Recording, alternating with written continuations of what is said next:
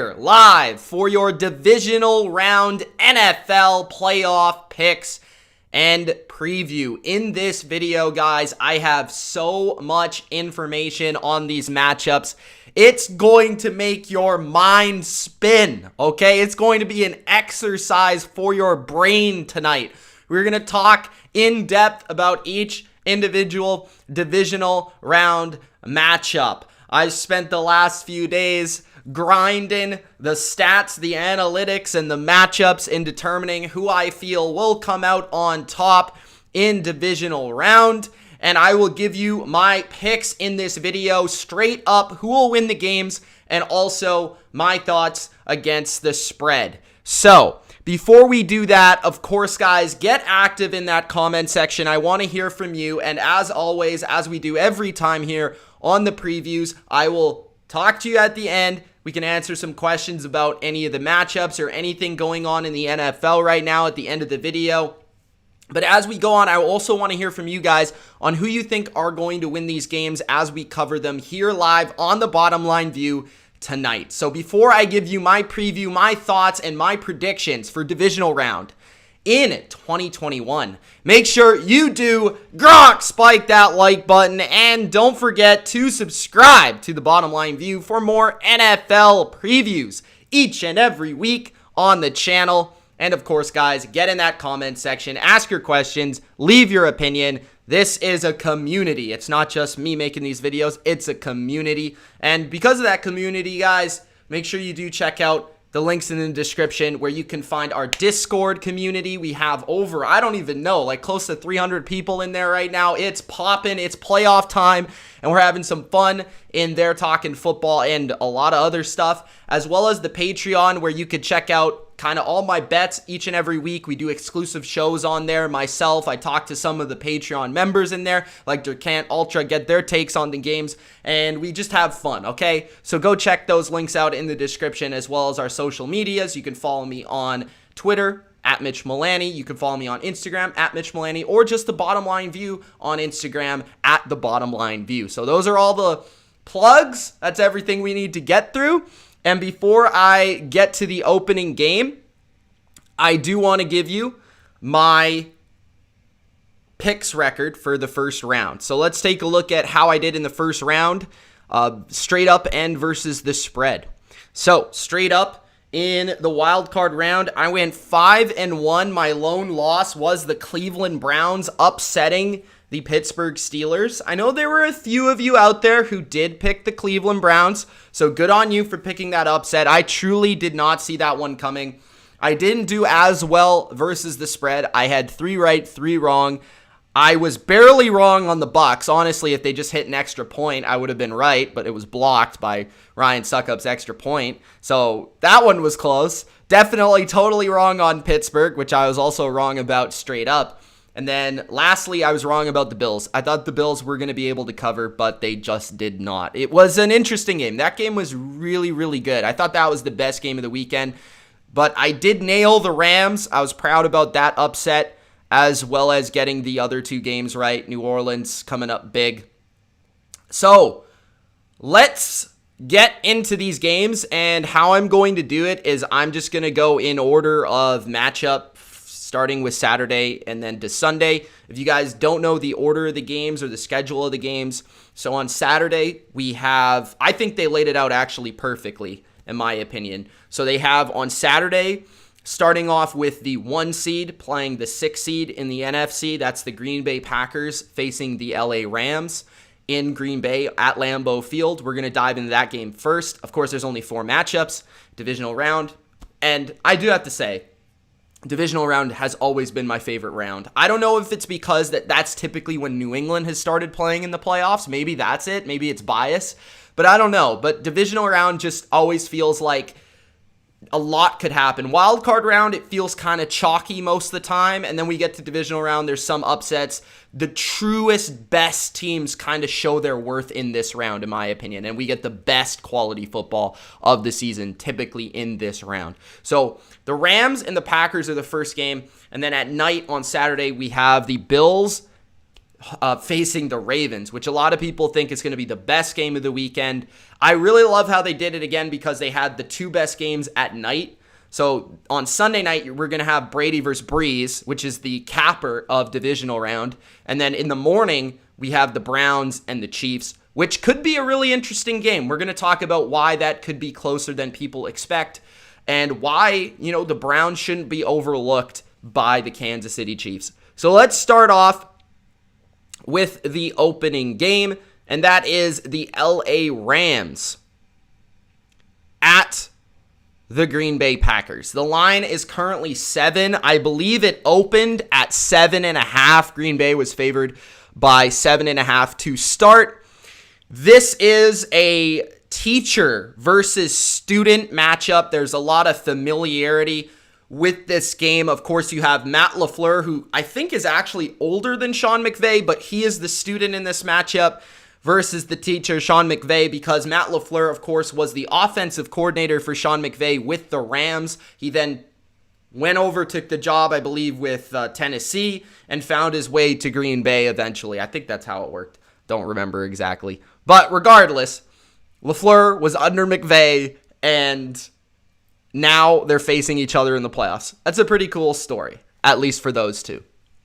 Now, some of the other headlines for this game: how healthy are the quarterbacks for the Rams? Aaron Rodgers is fine. The MVP is all good. He's had time to rest up his right arm. But in terms of the Rams, we're talking Wolford, we're talking Jared Goff. And I think one of the more interesting insights I found over this past week was listening to Michael Lombardi's podcast, The GM Shuffle. If you don't listen to it, I recommend it. A great show. He talked about the health of Wolford and Goff last week, and actually he was speaking to some people inside the Rams organization as well as in Vegas and how they approach that situation versus Seattle. So I came on here last week and I said, without knowing this information, that I felt whether it was Goff or Wolford, this is why I was confident in the Rams to win the game regardless, is because Vegas felt that no matter who the quarterback was, the line would not change. So the line stuck where it was, 3.5, minus 3.5 for Seattle, because they felt that Wolford or Goff, there was no difference in how good the Rams would perform on Sunday, which tells you a little bit about Wolford and tells you a little bit about Goff. Now, in terms of the Rams organization, they seemingly were going to start, apparently, according to Michael Lombardi, they were going to start Jared Goff for no reason at all. They were not going to start him, right?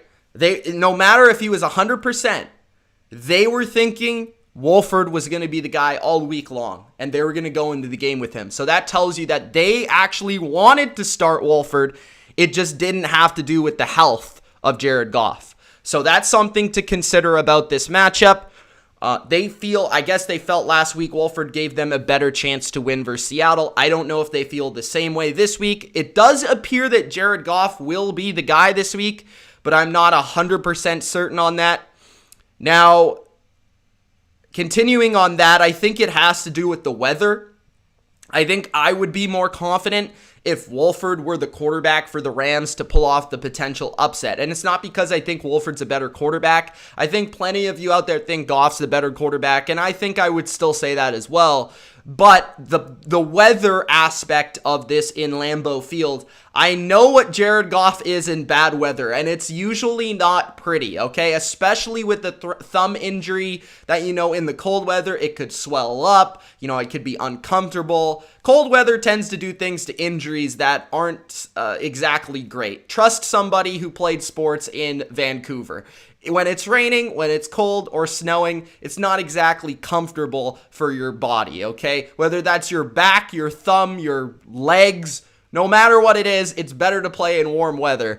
But I think that Wolford actually gives them a better opportunity to win because of his mobility in a weather environment where Jared Goff, he is basically a statue in the pocket. If he's not throwing it 100% and the wind is affecting his arm, I think Wolford's ability to move and to run on design runs and play action boots actually gives them a better opportunity in this environment. Now, good for the Rams. They are going to be traveling from the West Coast to Lambeau, but There will not be snow in this game. At least that's what the weatherman says. It's expected to be cold. It might be a little windy, but it's not going to be snowing, which I think is a major factor. I think if this game were snowing, I would not give the Rams much of a chance of winning this game.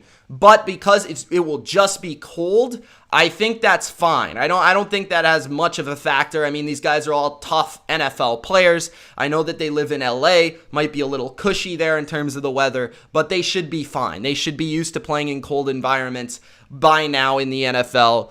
And it shouldn't be, I mean, it will be colder than Seattle, but not a lot colder. It's expected to be 25 Fahrenheit, which is cold, but again, no precipitation, which is the big deal there. You really need to pay attention to rain, snow, all that stuff is way more important, or wind is more important to throwing the football than hot or cold. So those are the headlines that I took from this game. Now let's take a look at the tail of the tape. So the Los Angeles Rams, 17th in offensive DVOA. The Green Bay Packers are first. Of course, we know the Packers will be facing the best defense in all of football this week. The MVP versus arguably the two best defensive players in the NFL in Aaron Donald and Jalen Ramsey. Now, Green Bay's defense might be the unit that could step up and help them win this game, ranking 14th in the NFL this year, which is slightly better than the Rams' offense. Point differential speaks for itself. Green Bay has been dominant this year. And the turnover differential, which is always key to winning and losing games. Green Bay does a good job of protecting the ball, mostly due to their quarterback, Aaron Rodgers. So let's start off with the Rams offense versus the Packers defense. I think this is kind of the secondary matchup. Everybody's looking forward to the Packers offense versus the Rams defense, but this is a matchup that very well could determine the game, in my opinion. So, Cam Akers and the Rams run game, I think, is going to be crucial in this one. We've seen when the Packers have lost the last couple of years, teams have had success running the football. They've had success keeping Aaron Rodgers on the sideline and then shrunk the game in the process, put more pressure on Rodgers to make big plays. And especially when you're playing a defense, you need to be able to maximize your opportunities. So it's on Green Bay's defense to get the ball back quickly, to stuff the run and allow Rodgers as many opportunities as possible to score. Right? Because if you limit the opportunities already facing a great defense, if you're the Rams, your percentage points of winning this game drastically rise. Now, when it comes to what the Rams offense may look at to try to replicate or try to attack this defense, I think a couple things come to mind for Sean McVay, who is one of the better offensive coaches in football and play callers in the league, who typically has a good mix of run and pass. We know he loves the outside-inside zone, the play action. I think he'll take a look at the same tree as his, which is Kyle Shanahan's tape from the NFC Championship a year ago, maybe also earlier this year, although the 49ers do not have the talent in that game. They had multiple backups, but he might be able to look at both of those games in terms of successful within this scheme, rushing attack and passing attack and play action, as well as Gary Kubiak as the offensive coordinator for Minnesota, who played the Packers twice. In fact, actually beating him once, mostly to do with the offense and the rushing attack of Minnesota. So my question for the Packers is, does Pettin kind of simplify his defense to help them stop the run? Because we understand that when the Rams are just a drop back pass attack, when they don't have their play action to feed off of, they're not a very good passing attack. So this is where it becomes interesting. Will the Packers be able to stop the run just typically doing what they do? I don't think they will be able to. I think McVay will coach them up enough on the offensive side, as well as the Rams just already being a good offensive running team, where they'll find success on the ground versus the Packers, which means I feel the Packers are going to have to change their style of defense a little bit in terms of just making things a little bit more sound instead of complicated, instead of like Pettin loves to run a lot of like blitzing schemes and like cross blitzers, and this guy drops and that guy goes, which a lot of times it's great. It's awesome for defending the pass, which is why the Packers are better versus the pass than they are the run. But when teams are running the ball in certain areas and they're running it right where you're blitzing, or they're running away from where you're blitzing and they're hitting you at that spot at the right time. That's kind of what Kyle did last year to this defense, and that's why it looked like they were playing a high school team, because they just ran them over because Pettine was trying to be so elaborate and so all over the place, and not just like, okay, this is what we're doing, like, let's simplify this week. We need to focus on stopping the run. So my question is, will Pettine do that, or will he continue to try to mix things up and be elaborate and be creative on that side of the ball, which I don't think he needs to do in this matchup. I think he needs to focus on the run game first, and I think that's definitely at the top of the priorities for Green Bay's defense. The question also is, how much is the Packers, have they improved defending the run? Because this year they haven't been very good. Last year they were worse. So that is probably what will determine the game, because I think we're going to get into the other side of the ball, but I think it's going to be a stalemate on the other side of the ball. I feel like Rodgers and the Packers offense is going to make some plays. The Rams defense is going to make some plays, but it's really what comes down to who wins this game. If the Rams are able to run the ball, it's going to give them a lot better chance of pulling off this upset. Now, Green Bay brought in Snacks Harrison, who helped them versus the Bears. He had a pretty good game. He looked pretty good versus the Bears. They're a little different of a team, and they're not as good of a rushing attack, but he did seem to help their size in the middle of their defense. But I don't really think that's what's essential to defending the Rams. I think we've seen that the teams that have been able to defend the Rams have been able to set the edge versus the Rams. And that's going to be the bigger dilemma for Green Bay, is setting the edge. So I feel like guys like Preston Smith and Zadarius Smith on the edge, playing those tackles or tight ends, are going to be much more important than a guy like Snacks, although the size might help a little bit on the inside run. It might help guys like Kenny Clark get into the backfield and make plays like that. So some interesting stats I found from this matchup. The Green Bay Packers have 3 losses this season, and all 3 involve the other team having over 140 rushing yards in the game. So I know that sounds like, okay, yeah, you run the ball when you're winning, so that makes sense, right? Yes, I get it. But when you actually look close at those games, I think the only game that you could really point to that the run game was a factor, but not like the biggest factor, was the Tampa game, where Tampa, it was more about their defense.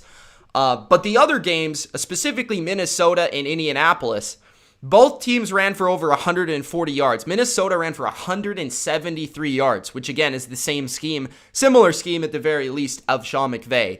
And they won the game in a shootout. So running the ball is a factor there. Same as Indianapolis, who ran the ball for 140 yards and won in overtime.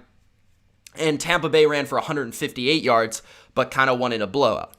So I don't think it was really because the other team had a lead. It was just because they had success running the ball. The Packers have lost 3 of 4 games versus the teams that have ranked inside the top 12 in rushing DVOA. So the one team they beat was Tennessee a couple weeks ago. They played the run great, but that game was in the snow, which is important to factor in, because I think that hurt Tennessee significantly in other aspects of the game, and even in the running game a little bit. I don't think they could find their footing, even though they ran the ball kind of well, Tennessee, even though they got blown out. But the other games, Tampa Bay, Minnesota, Indy were the 3 other teams that ranked in the top 12 rushing the ball. The Rams ranked 7th, I think. So this is, typically a bad matchup for this defense. The Vikings specifically beat Green Bay with Kirk Cousins only throwing 14 times. So that tells you how much they lean on the running game. The Packers run D, just statistically 21st in yards per attempt, 12th in explosive runs allowed, so not bad there. And the Rams kind of outdo them on the offensive line. Adjusted line yards are 7th, Green Bay's defense 23rd. The specific area that you should be watching in this game, in my opinion, is the left side of the line. So these are things like, if you want to take notes or just kind of watch and take mental notes, is like watch this game and watch where the Rams are running the ball. So statistically, the Rams are very good at running the ball to the left, and Green Bay is very bad at defending the ball to the left, or running the ball to the left. So the Rams rank 5th running the ball to the left end with 4.9 yards per attempt. The Packers rank 25th versus the run to the left allowing 5.1 yards per attempt. So that is the side, I think, behind Andrew Whitworth and the left side, that I think the Rams will have their most success running the football. So watch for that for sure if you're watching this game. Now, when it comes to the passing game, I think it will be an extension of the running game, as it always is from Sean McVay. But there will be some big matchups, and obviously throws will have to be made in this game to win, as always. I expect Alexander, who is PFF's #1 graded corner this year, to line up on Robert Woods. That would be my guess for a majority of the game, especially given Cooper Kupp's health.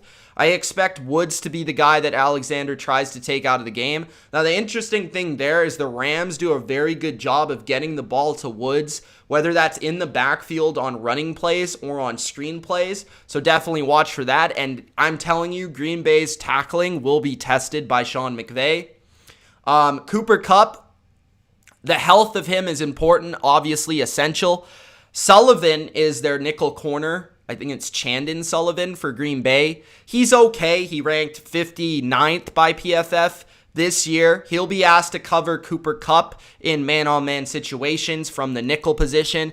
And I think Cooper Kupp's health will have a lot to do with his production. But if he is healthy, he'll be the guy that probably moves the chains more often than not. I'd also expect a lot of 2 tight end sets from the Rams, Tyler Higbee and Gerald Everett, because they'll be running the ball so much. And I wouldn't be shocked if either of them scored a touchdown in the game.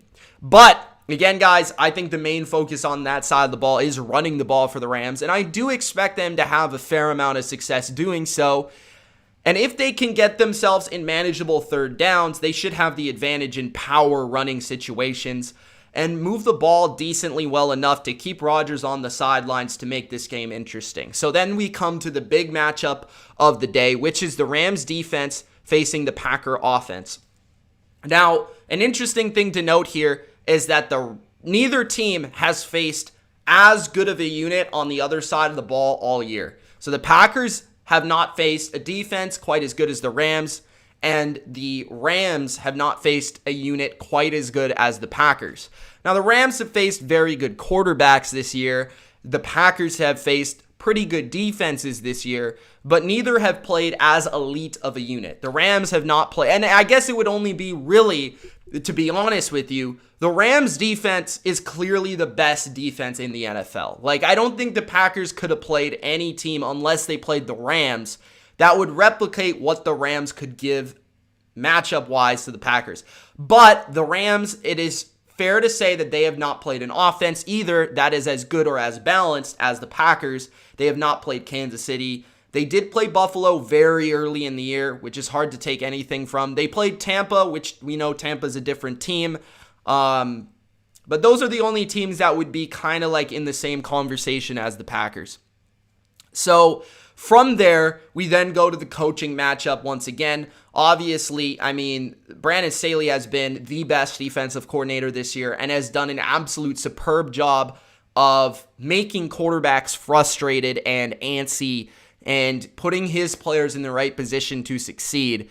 I think the key here is how much does Sean McVay kind of allow, kind of give like hints or tips, or just like how much knowledge can he actually extract from the Packers offense? Because obviously Sean McVay is a major benefactor or a major factor in the creation of Matt LaFleur's offense, in combination with the influence from the Shanahans a little bit as well. But I would think that when both coaches are watching the opposing offense, they would be able to give, their defensive coordinator some good tips on how to defend something or how to attack something, how to get pressure after somebody, or how to stop the run specifically. So I think that is really interesting. Just how much can McVay help his defensive coordinator, because he knows everything about LaFleur's offense. That will be something to watch for sure. So I think what LaFleur will be doing throughout the week, if I were him, would be looking at Kyle Shanahan's tape to kind of help influence how I'm going to attack this defense, because San Francisco was the only team to beat the Rams twice this season, and I think that had a lot to do. And Richard Sherman also brought this up on Chris Collinsworth's a podcast as well. He talked about kind of like how Kyle has had success versus the Rams defense and how maybe LaFleur would be able to replicate some of that stuff. I think the Packers, to have success on offense, will have to stay balanced in this game. I think they're going to have to run the ball even when they don't want to, because I think when you look at the matchups passing the ball, I know this might be shocking to you, but I don't think the Packers have many good matchups in this game, like, whatsoever. I think the Packers are out-talented on that side of the ball. I think the Rams just have more good players on their defense than the Packers have more good players on their offense. As good as the Packers' offense has been, it's mostly two players, and that might be neutralized by Jalen Ramsey. And that is the matchup that we're going to really focus on, that everyone's going to focus on. Hopefully the broadcast focuses on. Like, I'd almost like to see like the game on a big picture and then a little box in the right corner, and we have Ramsey and Adams in the right corner. But that is the matchup that could determine this game. If Jalen Ramsey shuts down Davante Adams, I almost think that the Rams will win the game. Not just have a chance, but will win the game. I'm talking about if Davante Adams does not have over 50 yards, I think it's a very good chance that the Rams win the game. And that's why I'm saying that the Packers need to find a way to have success running the ball, because the Rams, the way that their defense is kind of created, it's very pro stop the pass. Even though they've been good stopping the run, which is just a testament to how talented their defensive line is, I just think the Packers kind of have to say, I think our defense can do a decent enough job to the fact that we can be a little bit more conservative on offense today. We don't need to try to force it to Adams. We don't need to try to win this game through the air constantly. Although they'll need to, they can, I think, just almost like a 50-50 split, like a 60-40 split. Run the ball and keep it kind of manageable. You don't want to get in third down and long versus the Rams, because that's basically suicide versus Aaron Donald and this pass rush and the creativity that they have in coverage. And I don't think Rodgers is just going to be able to sit back there in 5 wide and just be like, throw here, throw there.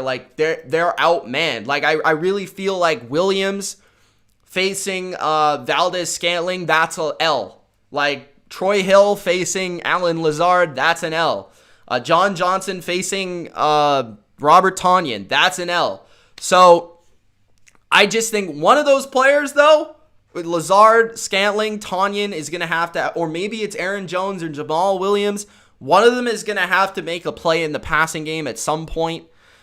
But really, when I look at it, guys, from that perspective, the Rams have the best secondary in the league for a reason. A lot of it is scheme, but a lot of it is also talent, which I think is a little bit slipped under the radar, because everybody talks about Jalen Ramsey, but they also have a lot of other good plays. I mean, Williams made the best play a defensive back's made all year in the game just last week.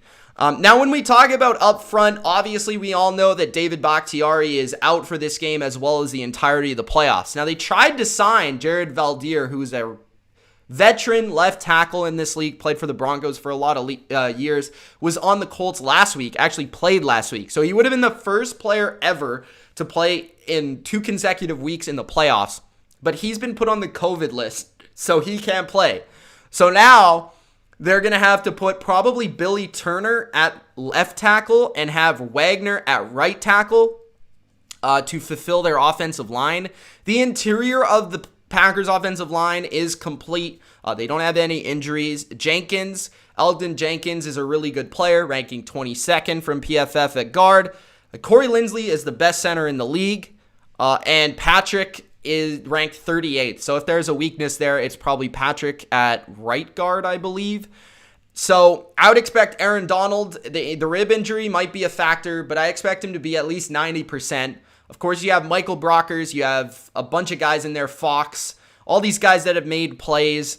And I expect the guy that might have the biggest impact, or if the Rams win will have the biggest impact, is because the Packers will be focused on blocking the interior. It could be Leonard Floyd because of the absence of David Bakhtiari. And he's had a great year this year. He's had double-digit sacks. He's very athletic, so he'll chase down Aaron Rodgers if he gets outside the pocket. But I'd expect him to be the guy that gets maybe a couple pressures if the Rams win this game. But I think it more has to do, and this is where I think it's underappreciated from the Rams' defensive perspective, is I think their defensive line is very good, but I think it has more to do with their secondary does so many things that kind of makes a quarterback confused for like a second, or at least like moves off their first read for a second consistently, where then the pressure just is insurmountable and they collapse the pocket and get to you. The Rams are actually 8-0 this year when allowing 19 or fewer points. They're just 3-6 when allowing 20 or more points. So I would say probably the key number for Green Bay that they want to get to is like 21 to 24 points. And anything more than that would just kind of be gravy because they'd have a really good chance of winning the game. Now, from a statistical perspective, the Rams are the only cornerback unit to not allow a 20-plus yard passing touchdown this entire season.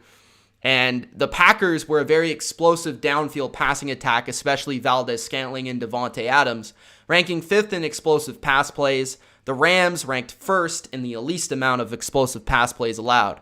Now, if there's any history to this matchup, Brandon Staley was in Denver last season as Vic Fangio's linebacking coach, and Vic Fangio runs a similar scheme, who, of course, Vic Fangio was a coach in Chicago defense a couple years ago, but I couldn't really look at that because Matt LaFleur wasn't the offensive coach. But Rodgers in that game went 17 for 29, 235, 1 touchdown, 0 interceptions, 96 rating. Was decent, not great. Packers won 27-16. A lot of that had to do with Joe Flacco getting sacked 6 times. But yeah, that I don't know if you want to take that. I just put that as a little nugget. But that's the only history I could find between the D coordinator and the quarterback.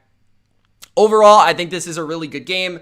I think if you guys understand what I've been saying this whole time, I pretty much am leaning towards a defensive game. I think the weather won't be a huge factor. It will be cold, but it won't be snowing.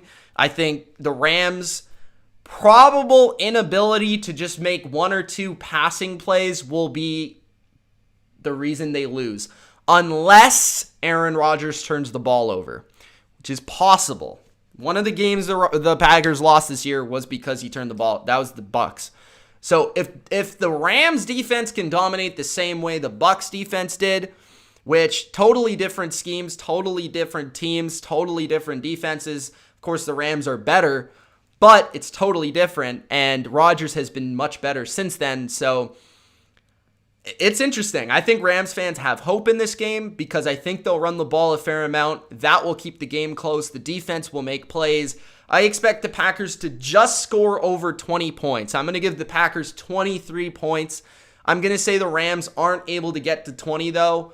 And again, remember that stat, 19 or fewer, the Rams are undefeated. I got the Rams at 17. So I'm going Packers 23-17. I think the reason the Packers win is because, one, Aaron Rodgers doesn't turn the ball over, even though he doesn't have a great game. And number 2 is the Packers defense does enough and wins this game with a couple big plays in the passing game and maybe a couple stops in the running game. Just they're not getting run over to the point where they'll be dominated. So I think the Rams will make this one close, cover the spread, but probably lose the game. That's kind of the way I feel. I'm personally, if I'm being honest, I'm cheering for the Rams to win. Even though I picked the Packers to win in my picks, I'm picking, I want the Rams, but I just can't. The quarterback mismatch is such to a massive degree that I just can't do it. Like, you're picking, Rodgers has been the best quarterback this year versus the worst quarterback left in the playoffs. It's just too much to me, I think, to overcome here. Even though we did say the same thing last week, we also talked about how familiar the Rams were with Seattle, which I think was a big factor. So that's the first game. Let me know your thoughts, your predictions on that game in the comments section below. All right, let's get to the second matchup, which I think is maybe the most anticipated of the weekend. I don't think it will draw the highest ratings. I think that will be the Saints and the Bucks, but I think this game might be the most football-aholic game, football fanatic game of the week. That's the Baltimore Ravens and the Buffalo Bills. This game is in Buffalo. The Bills started as a 3-point favorite, I believe. Maybe 3.5. The game, I think it was 3. The game is now, it went down to 2, and the game is now at 2.5. So people have bet the Ravens so far this week. And now, Buffalo is under a field goal favorite, which is fascinating, interesting. So, the headlines for this game. This is arguably the two hottest teams in the NFL right now, like at least in the AFC, right? Tampa Bay might be the hottest team in the NFC from a how they're playing perspective. They continue gradual get better, right? But in the AFC, it's Baltimore, it's Buffalo. They're both playing great football and have for quite some time, at least at the end of the season. I think this game is the game this weekend that shows the greatest value of having a great quarterback. I think both of these teams are not what they are without their quarterback. So Lamar Jackson for Baltimore, Josh Allen for Buffalo. Josh Allen is the Bills' offense, and Lamar Jackson is the Ravens' offense. Without them, these teams wouldn't be nearly as good. Now, these teams both, what makes this game so interesting to me is they both clearly have weaknesses. They're not undisputable, indestructible teams. They both have clear, identifiable weaknesses, and that is the Ravens' passing attack and the Bills' rushing attack. And really, which one can step up and which one maybe performs better will be a huge factor. So I think, the Ravens' ability to pass or the Bills' ability to run just a little on both sides might be a determining factor in this game, which a lot of people aren't thinking about, right? Everyone's thinking about, can the Bills run the ball, or can the Bills stop the run of the Ravens, and can the Ravens stop the pass of, Buffalo and Josh Allen? Obviously, those are the primary factors, but those things could help marginalize the other factors a little bit, maybe turn the knob, turn the sliders just a little bit towards their favor. In terms of weather, of course, it's in Buffalo, so it's expected to be cold, but not that cold. If you live on the East Coast, this is probably a typical winter day for you. 32 Fahrenheit, might be slightly colder, but 32 Fahrenheit, that's not too cold for Buffalo. Likely some wind. Buffalo is known for wind, but I don't think it will be too crazy. I do think that something that's going to be key for Baltimore to have a chance is the fact that they actually played in Baltimore in December, or in Buffalo in December last year.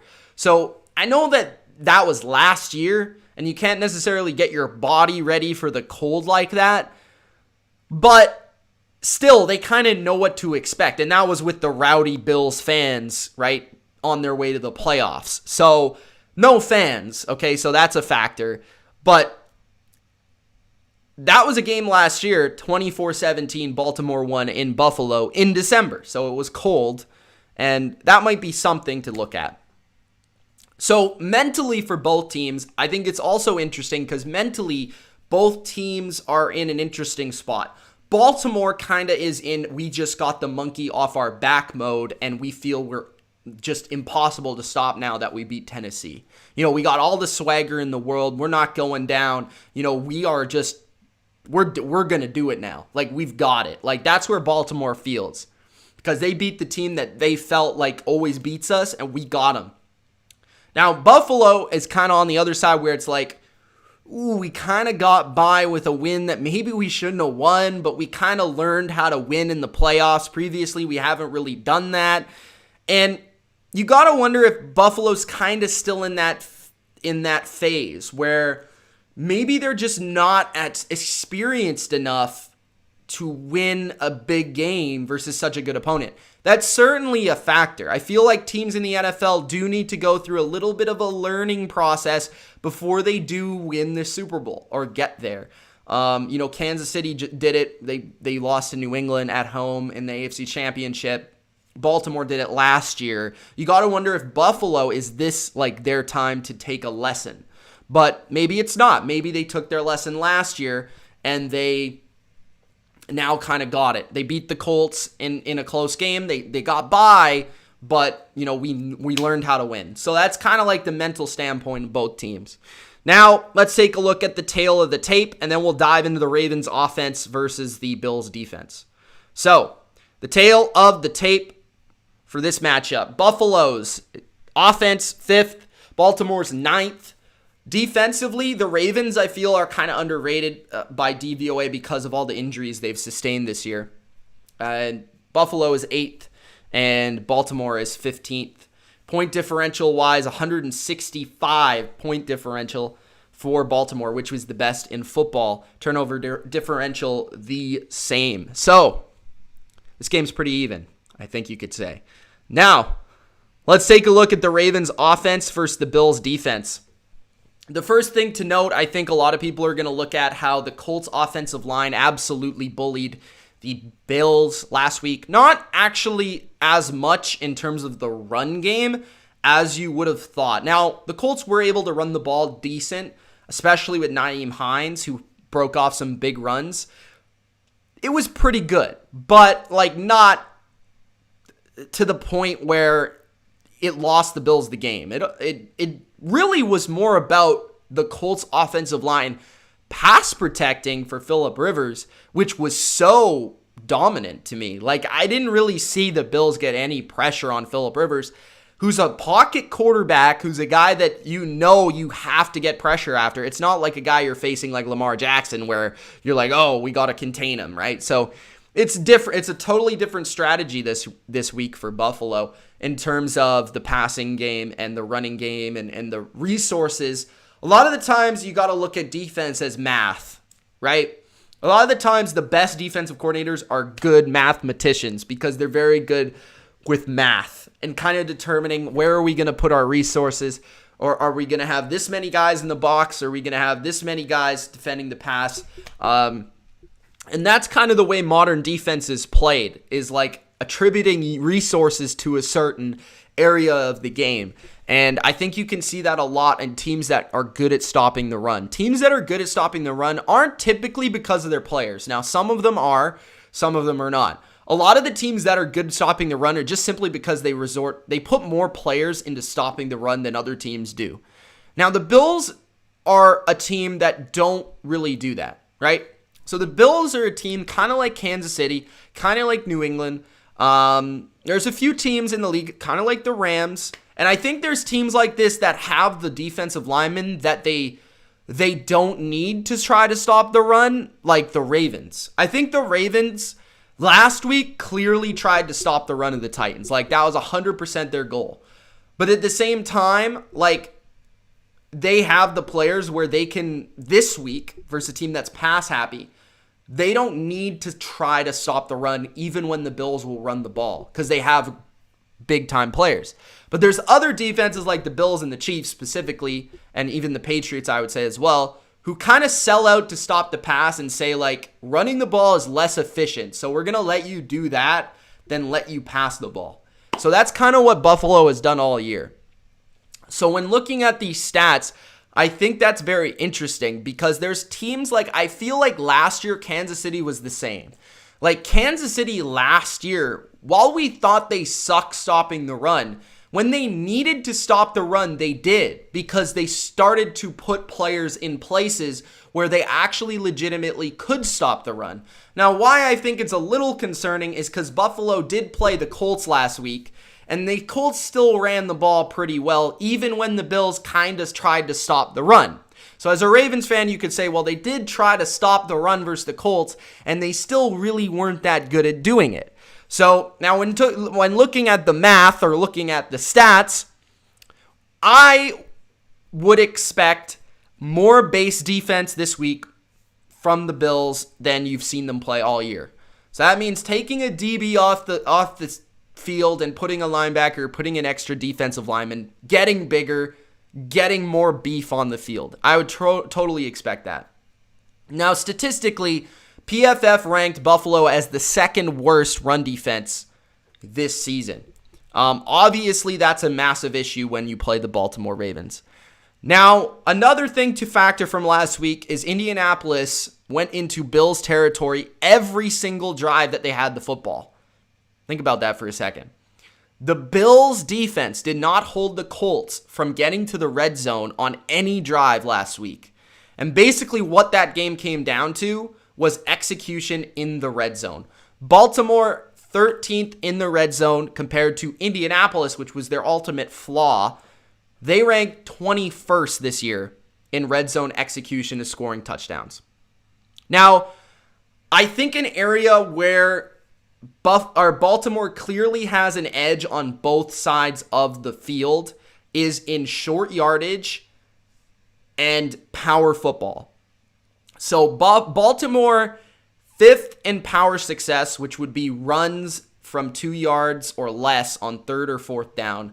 Indianapolis, this is somewhere where I feel Indianapolis was slightly overrated this year. So I think a lot of people look at Indianapolis as a matchup for Buffalo last week and say, well, they can really, run the ball super effective. But Indianapolis actually was overrated for their run success, which is a reason I thought Buffalo would actually, in fact, blow them out. I was wrong, but Indy ran the ball better than I thought they would last week.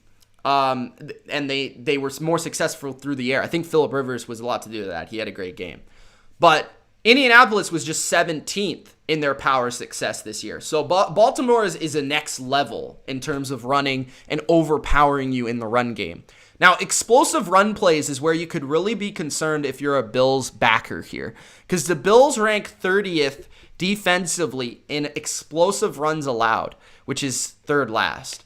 That's like big, meaningful runs that break open. Baltimore is 4th offensively in creating explosive runs. And I would believe, I don't know this for a fact, but just by the eye test, I believe with J.K. Dobbins on the field, that has gone up. Now, I think the main priority for Buffalo's defense is their ability to set the edge. I think that's always been the priority when you play Baltimore. I don't think it matters as much who you have in the inside. While it does matter, I think it's more important that you stop Lamar. Like, Lamar is the guy that creates the big runs. He creates the explosive runs. And by setting the edge, that is where Lamar most typically is running, on the edge. So I feel like Murphy and Hughes will be the guys that will be kind of tasked at doing that. Maybe the Bills come out in a different defense that we've previously not seen them run. Maybe they have Milano and Edmonds out there a little bit more than typical. But I think Edmonds will be key to kind of like tracking down Lamar and spying Lamar more than anything. Now, I just think that's the most important thing. Now, when looking at the where the Ravens could potentially run the ball, Baltimore is 9th to the left end running the football, 4.69 yards per carry. They are 3rd to the right end. Most of the time when you think about it, they're great running the ball to the right because that's how Lamar runs the ball, right? So if you're thinking about when Lamar fakes and takes the ball, most of the time it's to the right. If you just watch the Ravens a lot, you would know that, but it's just because of his handedness, I believe. So they're 3rd at running the ball to the right end, averaging 6 yards per carry. Now, the Bills are actually really bad at defending the left side. They're 2nd last, so they allow 5.6 yards per carry to the left, which Baltimore is 9th. Not as good as to the right, pretty good. But Bills, this is where it's interesting. The Bills' defense is actually strong at defending the run to the right. They are 4th at defending the run to the right and 8th to the right end. So just statistically, when thinking about it, the Bills should have success on paper defending the Ravens running the ball to the right, but might struggle running the ball to the left. Now, something I thought of in terms of matchups that would be interesting for Buffalo is, could them playing Cam Newton twice have helped them prepare for the style that they're going to see from Baltimore? Obviously, Baltimore is much better here with Lamar just being a lot faster in general than Cam. He doesn't provide the power element, but faster. The physicality, the style, the quarterback keeps, the option. Did Buffalo gain enough experience playing Cam and the Patriots for that to help their game in this game? So that's something to think about. Just throwing that out there. The Bills last year, they played last year once again, as I brought up, were the only team to hold Lamar under 200 combined yards. But keep in mind, the key contributors are no longer there. So Star Lotulelei was a big factor. Shaq Lawson was a big factor. Both those guys are not there. So they have different personnel, specifically in the middle, where they're very weak at stopping the run. The Bills have been very weak at stopping the run because their interior players are very bad at it. Okay, Quentin Jefferson, Ed Oliver, and who's the other one? Harrison Phillips is okay. But like their defensive tackles specifically, they just don't have a lot of big people. They don't have a lot of size. So they mostly get beat up in the middle of the field, as opposed to their edges where they're fast. They can kind of get to the edge with their linebackers. They're not bad there in particular. Now, when you take a look at the passing game, I think Baltimore is really going to run the ball successfully, but run the ball like a lot. Like, I don't think they're going to have to pass the ball as much as they did versus Tennessee, unless the game gets out of hand early to the point where they will have to pass the ball. But even then, I feel like Baltimore is almost more efficient running the ball than passing. I would expect Tre'Davious White to see a lot of one-on-ones on an island versus Marquise Brown. Now, the Ravens have done a better job of getting Marquise Brown the ball at doing things like behind the scrimmage and little like tap passes and things like that to get him involved outside of simply just running routes, versus a good player, because he's not always going to get open versus those elite guys. But that would be the matchup to watch in the passing game, as well as probably Poyer or Milano or some double team on Mark Andrews. That will probably be pretty common when you watch this game on third downs. Mark Andrews will probably be doubled a lot.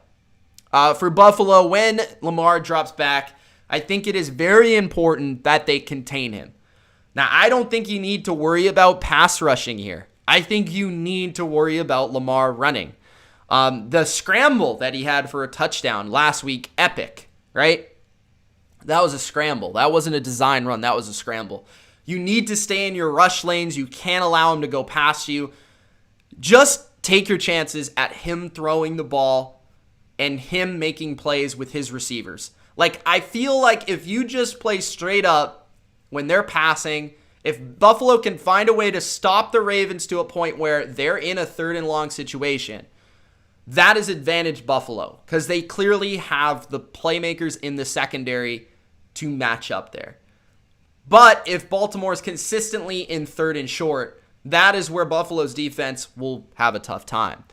So that side of the ball is really interesting because it's going to be very old school football. It's going to be grinded out. It's going to be 3 yards here, 4 yards there. Maybe you see the occasional Lamar bust it for 10, 15 yards. I don't think they're going to have a lot of success passing, but I do think Baltimore is going to sustain long, successful drives. And if Buffalo is able to corral them and kind of stop them and get, a couple of 3 and outs in this game, that might ultimately be the difference. I don't think they need to stop them a ton.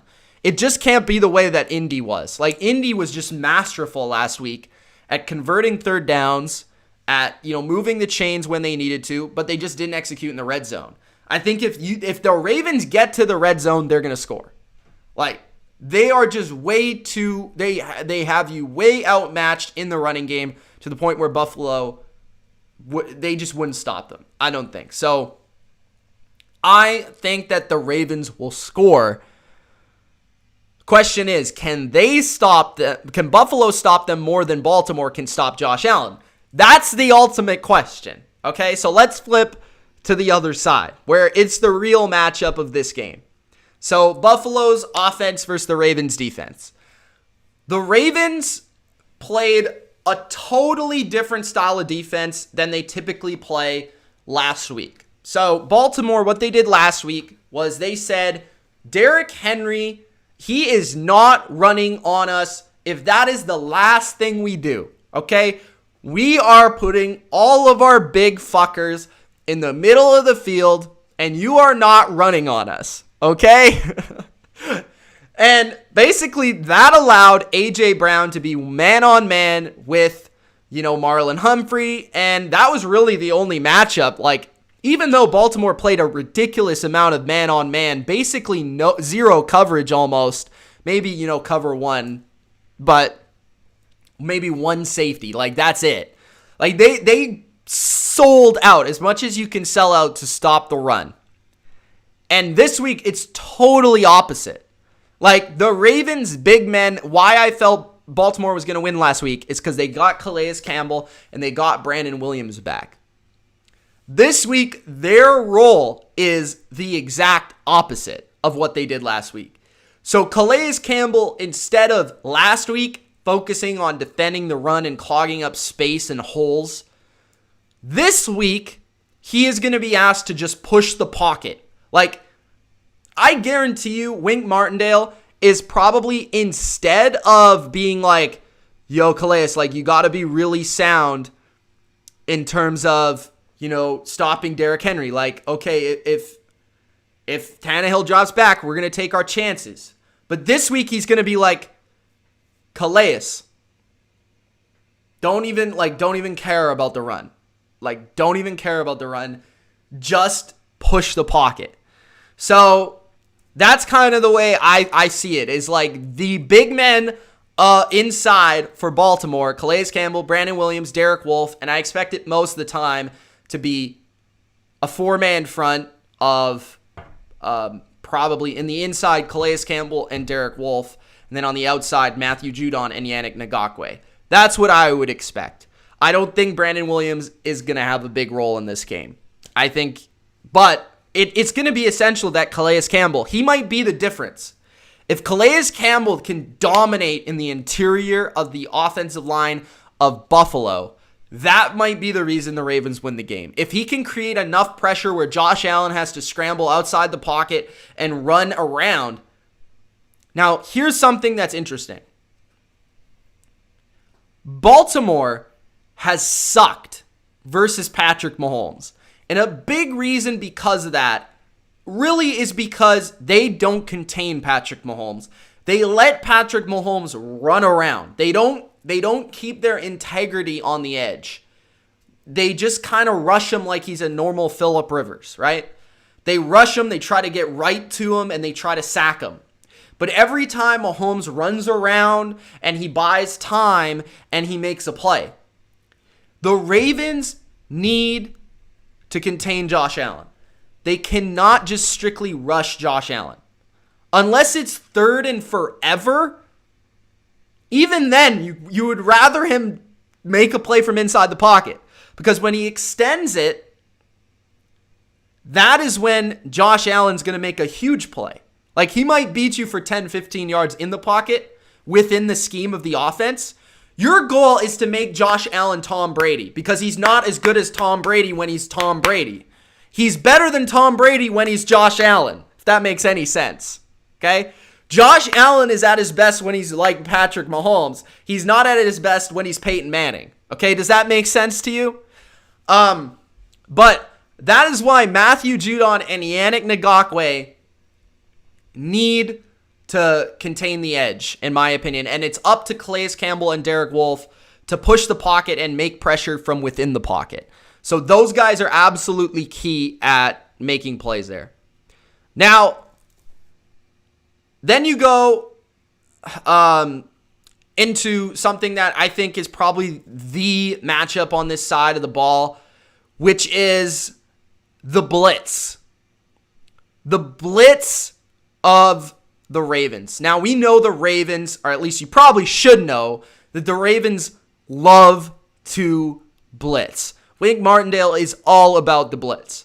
And something that I found was very interesting, the success of Buffalo, specifically Josh Allen, when blitzed. So let's compare it to last season. last season, Josh Allen versus the Ravens was blitzed 31 times, guys. You could go back and watch this game. It was an absolute shellacking of like one defensive line dominating an offensive line. Josh Allen, I thought, legitimately was pressured on every play in that game when I think about that game. Last year, Josh Allen was blitzed 31 times. He was pressured 14 times. He was sacked 6 times last year in that game. Sacked 6 times. The question is, can the Ravens do this to the new Josh Allen, to the new Bills offense? That's the question, right? Because when you look at it, the Bills have seemingly being the key word, fixed this problem, right? Josh Allen versus the blitz has ranked first in touchdowns, first in yards, first in big-time throws. And the Ravens this year remain the heaviest blitz team in the NFL, 30%. So, if the Ravens decide to blitz, does that play into Josh Allen's hand? The stats show us that this year it does. Last year, I think the problem was that they didn't have the receivers to win the one-on-one matchups versus Baltimore. And I think this year they do. So I think it's a bad strategy for Baltimore to straight up just blitz Buffalo. I think that's a bad strategy. I think they need to play more coverage, similarly to how Indianapolis did. But Baltimore has much better secondary players. Probably not as good of a pass rush, right? But with Josh Allen, it's all about, I think, forcing him to run into sacks. Kind of like Mahomes. You need to be creative up front, stunts and stuff. But I don't think you need to blitz a lot. You can mix it in, but I think he's going to kill you with the blitz because Stephon Diggs, Cole Beasley, John Brown, Gabriel Davis, these guys can win one-on-one matchups if you decide to play one-on-one on the outside. That's not a good idea. Now, again, guys, I talked about how the Chiefs and the Bills are very similar. Patrick Mahomes lit up this defense earlier in the year for 385 yards, 4 touchdowns. Also had 4 scrambles for 26 yards and a touchdown. So, very interesting. Something that I also saw, this is how I think, because this is actually, I don't know if it was Sean McDermott or Josh Allen who said this, but Buffalo basically came out and said that Baltimore is the best defense they've played all year. A way that Buffalo could attack Baltimore that I think would probably allow Buffalo their most success is by spreading Baltimore out, similarly to how Cleveland did it, playing 4 receivers on the field at a time. And the stats back this up. Okay? The Bills' offense was number 2 in the most dropbacks with 4+ receivers on the field, so 4 or 5 wide. The Ravens' defense against 4 receivers was 21st in yards per attempt, 23rd in explosive play rate, and 26th in passer rating. That's according to Evan Silva. So, for the Bills to have most success, they need to spread the Ravens out to scare the Ravens out of blitzing. Okay? And then they need to get rid of the ball. And I think their offensive line, just on a straight up 4 versus 5 matchup, or a 5 versus 5, or a 3 versus 5, can win that matchup. And Allen will be able to buy time and make enough plays to move the football. Okay? The interesting thing to me is how much the Ravens blitz, but still don't give up big plays, like second and lowest explosive plays allowed. So even if the Bills, have those matchups and the Ravens are playing conservative, it's going to be about the Bills being conservative, throwing the ball underneath, Josh Allen taking his time. And can Josh Allen do that? I think that's certainly a question. We haven't seen him do that as much as other guys like Patrick Mahomes, right? We just haven't seen that maturity as much from Allen. As much as I love Allen, we haven't quite seen it as much.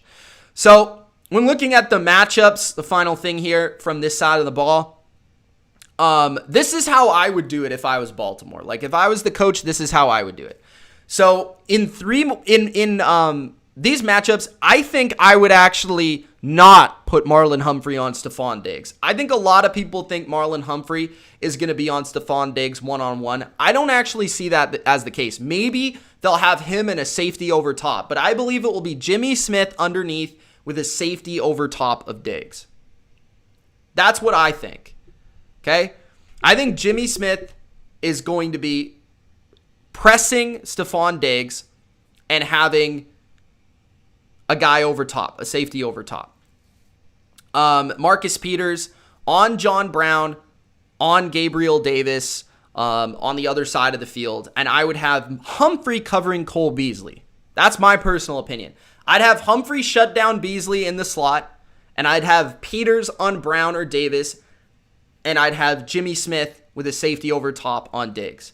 That's what I would do. Because I don't think if you just straight up Humphrey on Diggs, I don't know if that's favorable. And I actually think that means Beasley goes off because I don't think Tramon Williams can cover Beasley consistently.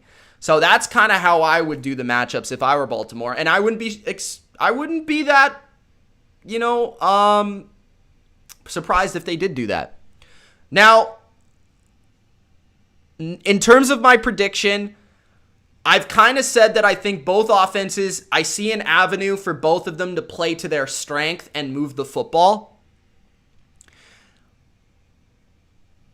I think both teams will move the ball, score points. Both quarterbacks will have good games. I think it will come down to, honestly, red zone, short yardage, third down, all the margins, right? It will come down to all the little things. And whichever team does that better, I think will win. Now, let's go through it. I think the Bills are a better team on third down because I think they're better in the passing game just generally. So I think they can extend drives more. I think the Ravens are better in power football on short yardage. 4th and 1, 3rd and 1, 3rd and 2, 4th and 2. Definitely, no question. Now, in the red zone, I think it's pretty much the same. So when I think about it, I just feel like passing the ball, that the Bills will be able to pass the ball more sustainably than the Ravens will be able to run the ball. I think that really is the answer to this game. Like, I think that's the difference. I think Josh Allen's ability to pass with all the weapons he has and spread out the Ravens is the difference in this game. Because I think the Ravens eventually will be stuffed. Like, the running game is just generally less efficient. So at a certain point, the Ravens will get to a point where they need to convert passing the ball. And I think there will be a couple moments in this game where they won't be able to. And then the momentum will sway to Buffalo. So I have the Bills winning the game 30 to the Ravens 24. I would expect this game to go over. So that's kind of my thoughts on the game. I think it's a high-scoring game. I think both quarterbacks play awesome, but I got Buffalo as the winner, and I will also take them to cover. I don't know what Durcan and Ultra are talking about. Like, dude, get a life. Like, I don't even know what you're talking about right now. Check your facts or something. Really gonna come at me saying I got the wrong info? Bro.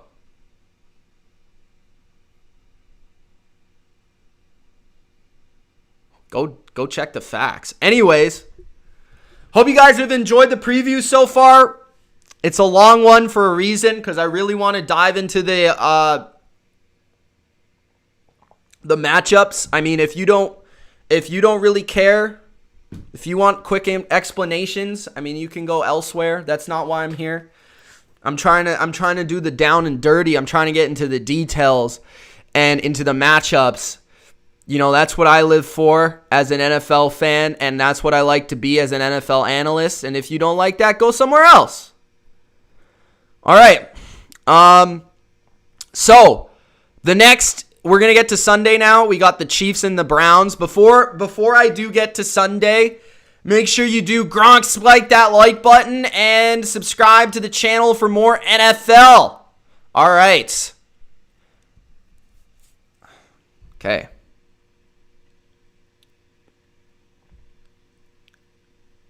The next game is Cleveland and Kansas City.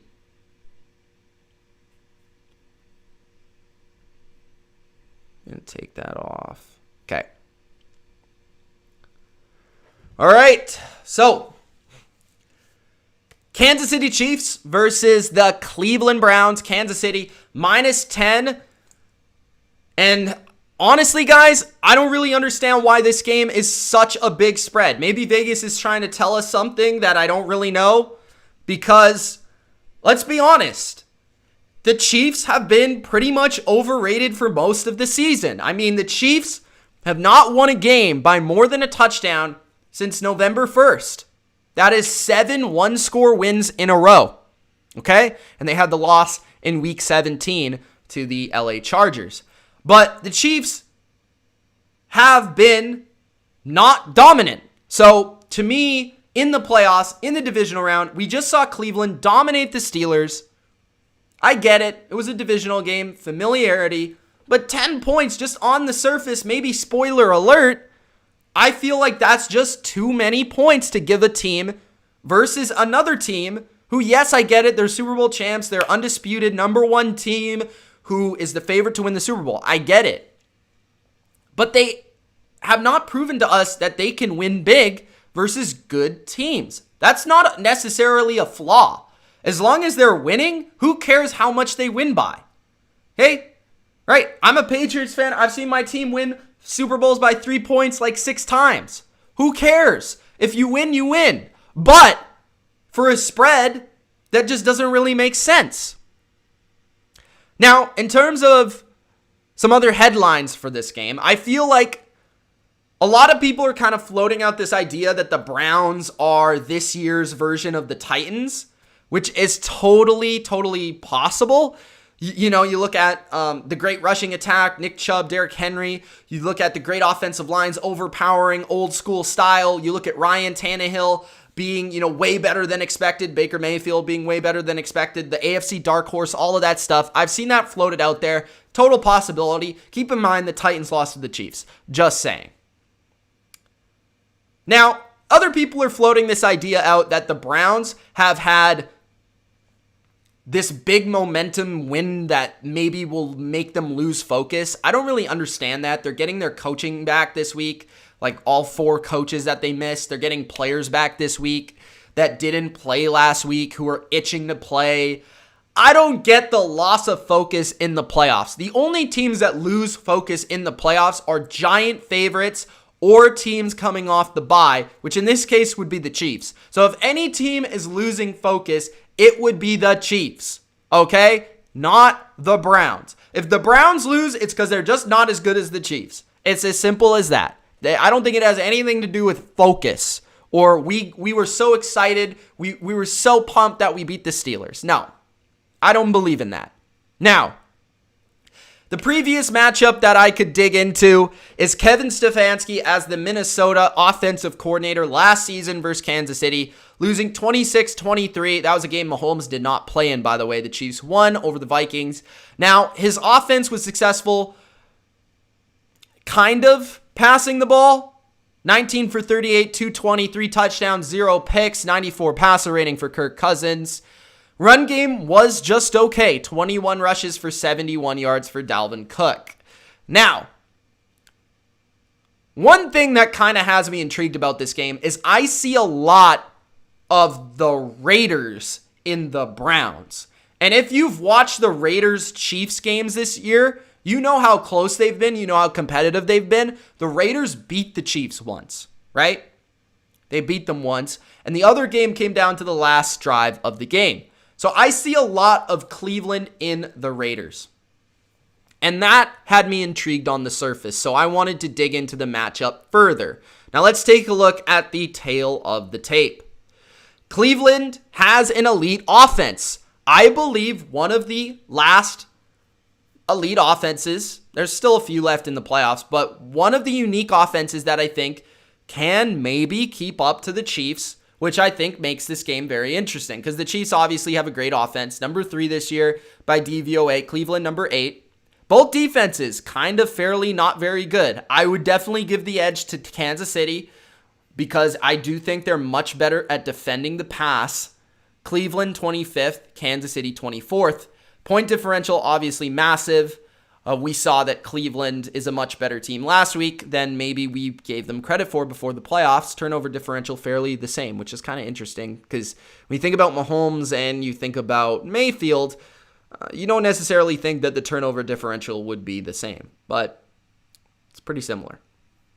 All right, so the Browns offense versus the Chiefs defense, that's where I want to start because I think if the Browns win, obviously they have to, or they pull off this upset, they have to be able to score. They have to be able to probably score into the 30s, and they have to just simply outscore Kansas City, possess the football, and win that way. So, the Browns obviously have a great running game. They have the best run game in terms of explosive runs this season. They rank first, okay?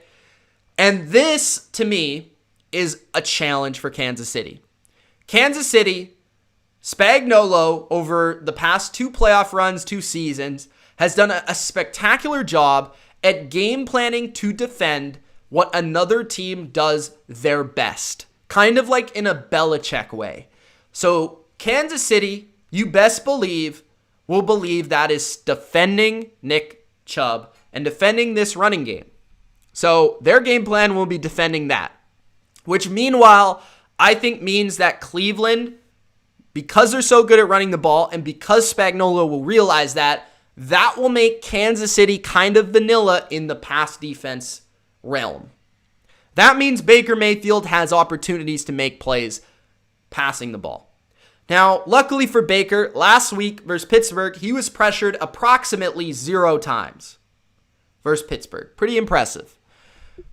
Last week, we saw Cleveland really execute an empty set offense in, again, a very Patriot-like way versus Pittsburgh, putting their best slot receiver versus linebackers, getting that mismatch, attacking it, using tight ends, all that sort of stuff, getting the ball out quickly to a receiver.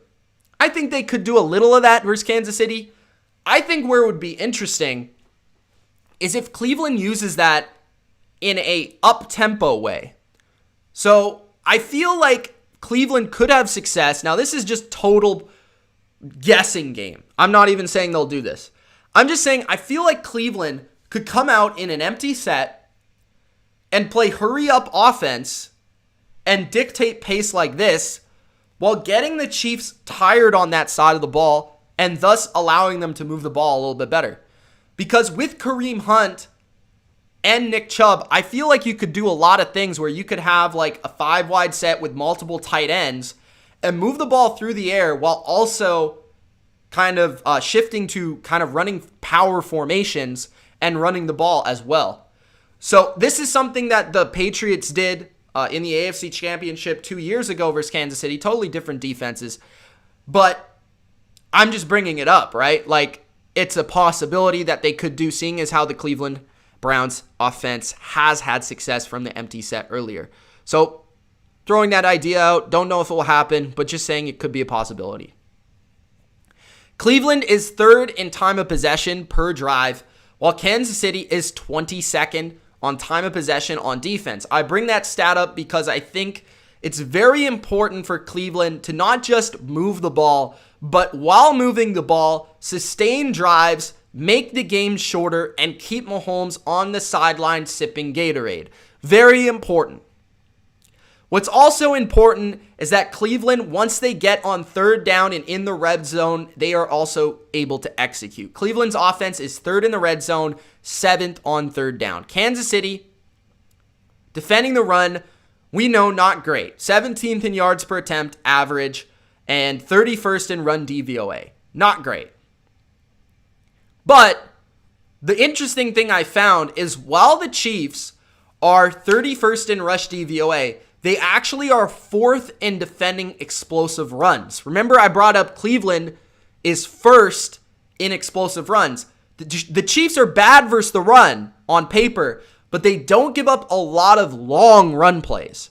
So when they do give up yards, they give up yards, but not big plays. So I think that's absolutely key for the Chiefs.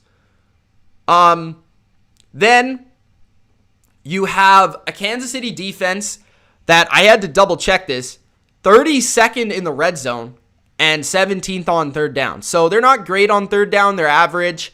So the Cleveland Browns have an advantage on third down and in the red zone statistically, especially in the red zone. So when the Cleveland Browns get to the red zone, they should be able to score in the red zone. Obviously, huge factor come playoff time between two good teams. Now, when Cleveland does decide to throw the ball, I think they'll have some success.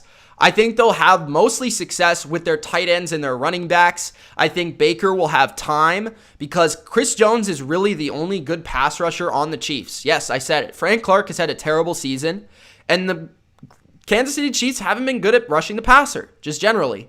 Tight ends and running backs, Hooper, Bryant, Njoku, Hunt, these guys could all have big games. The Chiefs allowed the 7th most points to tight ends in fantasy this year, the 5th most yards. And they also allowed the most yards to receiving running backs this year, 846, which is 70 more yards than any other team. So Kareem Hunt as a receiver, this is why I brought up the empty set formation, because Kareem Hunt could have a lot of success as a receiver, as well as Austin Hooper and potentially Bryant as well. So look out for those 3 guys in the inside of the field. That's kind of where you take advantage of Kansas City. They're good on the perimeter. In the middle of the field with their linebackers who are subpar, safety plays pretty good, but like in the middle of the field, you can take advantage of them most of the time. Something I also found interesting for Cleveland, which is pro Cleveland, Kansas City's defense is 32nd in power rate, and their stuff rate is 30th. So they're not good at causing negative runs, and they're not good at defending short yardage runs. So Cleveland, really, what I'm telling you here is Cleveland should be able to sustain long drives running the ball and passing the ball. They have a lot of plus advantages here, whether that's throwing the ball to running backs, tight ends, or just strictly running the ball. Now, when we look at where the Chiefs could be had when you run the ball with Cleveland, that's on the right side. So the Chiefs allow 5.59 yards, 31st, second to last, to the right tackle, 27th to the right end. So they're terrible defending the run to the right. So if you know Cleveland, that is where they're really good. They have Jack Conklin, who's questionable, and Wyatt Teller at right tackle and right guard. In those places, Cleveland ranks 1st in right end yards. Running the ball to the right, 6.49 yards per attempt. That's a lot of yards. That's very efficient. So that makes it interesting to me. Statistically, it suggests that everything the Browns do, they should have success moving the ball in Kansas City. But that is not always what it takes to beat Kansas City, right? You need to score, but you also need to resist the Chiefs just a little bit. The question is, can the Browns do that? Let's take a look at the other side of the field. So the Browns defense versus the Chiefs offense. The Browns, something to factor in, they did not play an elite offense all year. Very concerning. Okay, go down their schedule. They did not play a single one. In fact, the Browns played the easiest schedule of offenses this year according to DVOA. Now, something that is pro-Browns. They have a defensive coordinator that is very familiar with the Chiefs. Very familiar. Joe Woods is their defensive coordinator. He was San Francisco's DB coach in 2019. He was the passing game coordinator on that side as well, which means that he was responsible for stopping Patrick Mahomes in San Francisco in the Super Bowl, which he did for 3 quarters. And what he did primarily was playing that Seattle scheme and limiting explosive plays. Now, ultimately, the 49ers lost, and 49ers had much better talent, but at least we know that the Browns have a defensive scheme that has sometimes given the Chiefs issues, right? The Chiefs have struggled versus Atlanta this year, the Chargers twice, right? They're 2 of their 3 lowest scores, and the Chargers really only once. The second time didn't matter. But the other time, right? So the Chargers, Atlanta, I believe there was one more game, but 2 of the 3 lowest scores that Kansas City had offensively, which was 17 points versus Atlanta and 23 points versus the Chargers, was versus this scheme. So Cleveland plays a very similar scheme, and their focus will be, in my opinion, limiting the big play, with not allowing anything over their heads. Everything underneath will be fine, but nothing over their heads, making Mahomes and this offense earn it. And in terms of that stat, they rank 13th in explosive plays allowed, which is much better than other areas they rank. Like, they rank like 25th in pass defense, but they rank 13th in allowing explosive passes. Now, this is good for Cleveland because Cleveland may not be good on defense, but Kansas City's offense is bad in the red zone, or at least bad for their standards. If Kansas City's offense has a weakness, it's actually putting the ball in the end zone in the red zone. They rank 14th in the red zone, which is their weakness across the board looking at all statistics. Now, when you look at the matchups, obviously the health of Denzel Ward is a huge factor. They're getting back Kevin Johnson as well, which is a big factor. So 2 of their top 3 corners will be back in the lineup. Huge for Cleveland, as well as Ronnie Harrison, safety, who also could be a big factor for that secondary. So it is awesome that Cleveland is going to be playing at pretty much full strength in their secondary. I think if there is a matchup in the league for Tyreek Hill, it could be Denzel Ward, given his speed. And he has a fair bit of size as well. But given his speed, he might be one of the few guys that can actually somewhat run with Tyreek Hill occasionally. I won't expect them to just allow him to go one-on-one with Hill, but you could take your chances every once in a while. Now, where the Browns are very weak is defending tight ends. They've allowed the 3rd most receptions to tight ends, the 8th most yards, the 4th most touchdowns. So Travis Kelce, obviously we know how awesome he is, should have an absolutely huge game. And I would expect a guy like Sammy Watkins to have a pretty big game. But ultimately on this side of the ball, the Browns can defend the deep pass, they can fall back, they can play well in the red zone. But if the Browns win this game, one player will have to play well, and one player on this side of the ball will determine it all. That's Myles Garrett. Myles Garrett has the opportunity to become a legend in this game. Myles Garrett will be playing an offensive line without Mitchell Schwartz. And we know that Myles Garrett often rushes from that side. So the right tackle, left end side. And Myles Garrett has the opportunity to feast, just like Nick Bosa did in the Super Bowl. So it is possible with Kansas City. I think a big reason they were slowed down by Atlanta is because Atlanta did a good job rushing Mahomes. If Myles Garrett can get pressure, maybe Sheldon Richardson as well, then this actual strategy has legs. Like, they'll have a chance to stop the Chiefs.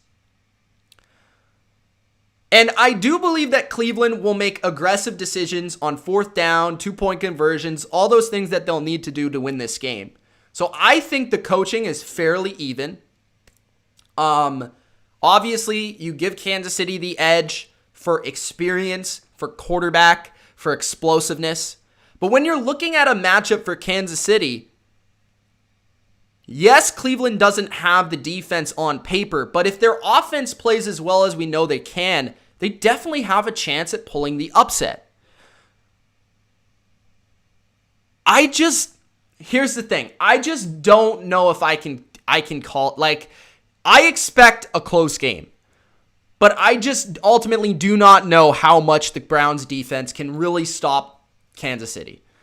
That's a thing. That's such a big fact. I just don't know what to expect from Cleveland's defense. We have not seen them play relatively well all year. I think the Browns offense allows them to hang in. They will play this game tight, kind of like the Raiders do versus the Chiefs. But I think at the end of the game, maybe even on the last drive, Patrick Mahomes will pull it out. So I'm going to go Chiefs 34, Cleveland 30. All right? Chiefs 34, Cleveland 30. I'm going to take Cleveland plus the 10 because I think this game is going to be really entertaining. I think it's going to be closer than people expect, and I at least hope it is because that's just good for football in general. But yeah, I just can't bet against Mahomes here. I just think him, Hill, Kelsey, Watkins healthy, like they should be good to go. They should be able to score enough points to win this game versus a defense that isn't very good. As much as I want to give reasons why I feel Cleveland can win, I would look like a fool picking the Browns here. So I'm going with Kansas City. All right. The final game, guys. Thank you for sticking around. Hopefully I didn't make that one too long, but if you've enjoyed it so far, we're going to get to the main event, which is the Saints and the Buccaneers. You know that one's going to be good. I have so much stuff for that one. Hopefully that won't take all night, but make sure you do Gronk Spike the like button and subscribe to the channel if you haven't already for more. Connor is going with the upset 41-37 for the Browns. That would be awesome, man. Honestly though, I'm telling you why I feel the Browns could win. I truly feel the Browns can win. Mahomes, man, at the end of the game, if I'm saying it's a one-score game and one quarterback has to make the plays to win, it's going to be Mahomes over Mayfield. I'm sorry. It just has to be, right?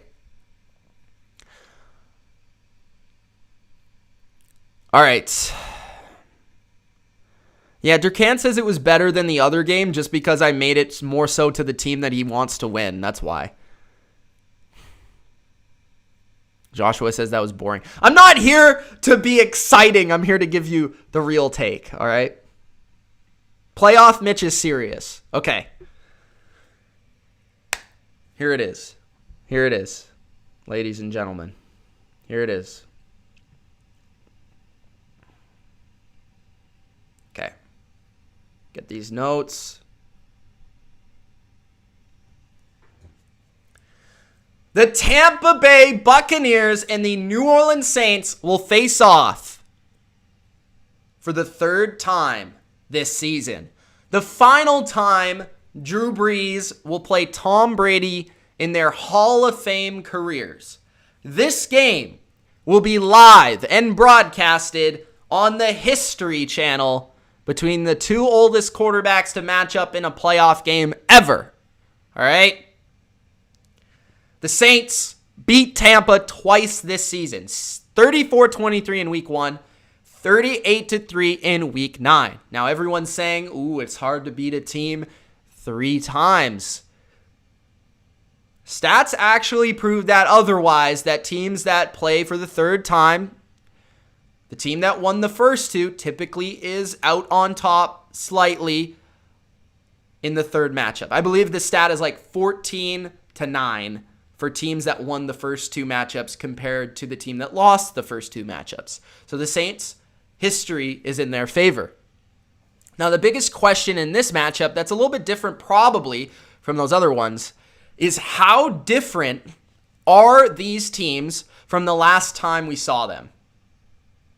The Saints, in my opinion, are in an awkward position. While they have pretty much dominated at least the second matchup and pretty much dominated the first matchup, they destroyed them in the second game. They're in an awkward spot because they're playing a different Bucs team. They don't really know what to expect.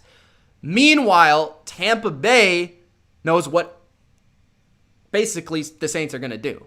They know everything to expect in this game. So that makes it very interesting. Are the Saints just that bad of a matchup for Tampa?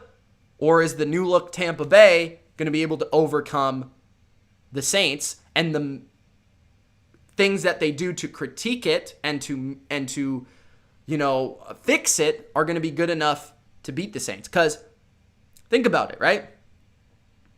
If you've ever played sports or you've been in a rivalry or maybe you just played a game or a video game or whatever, right?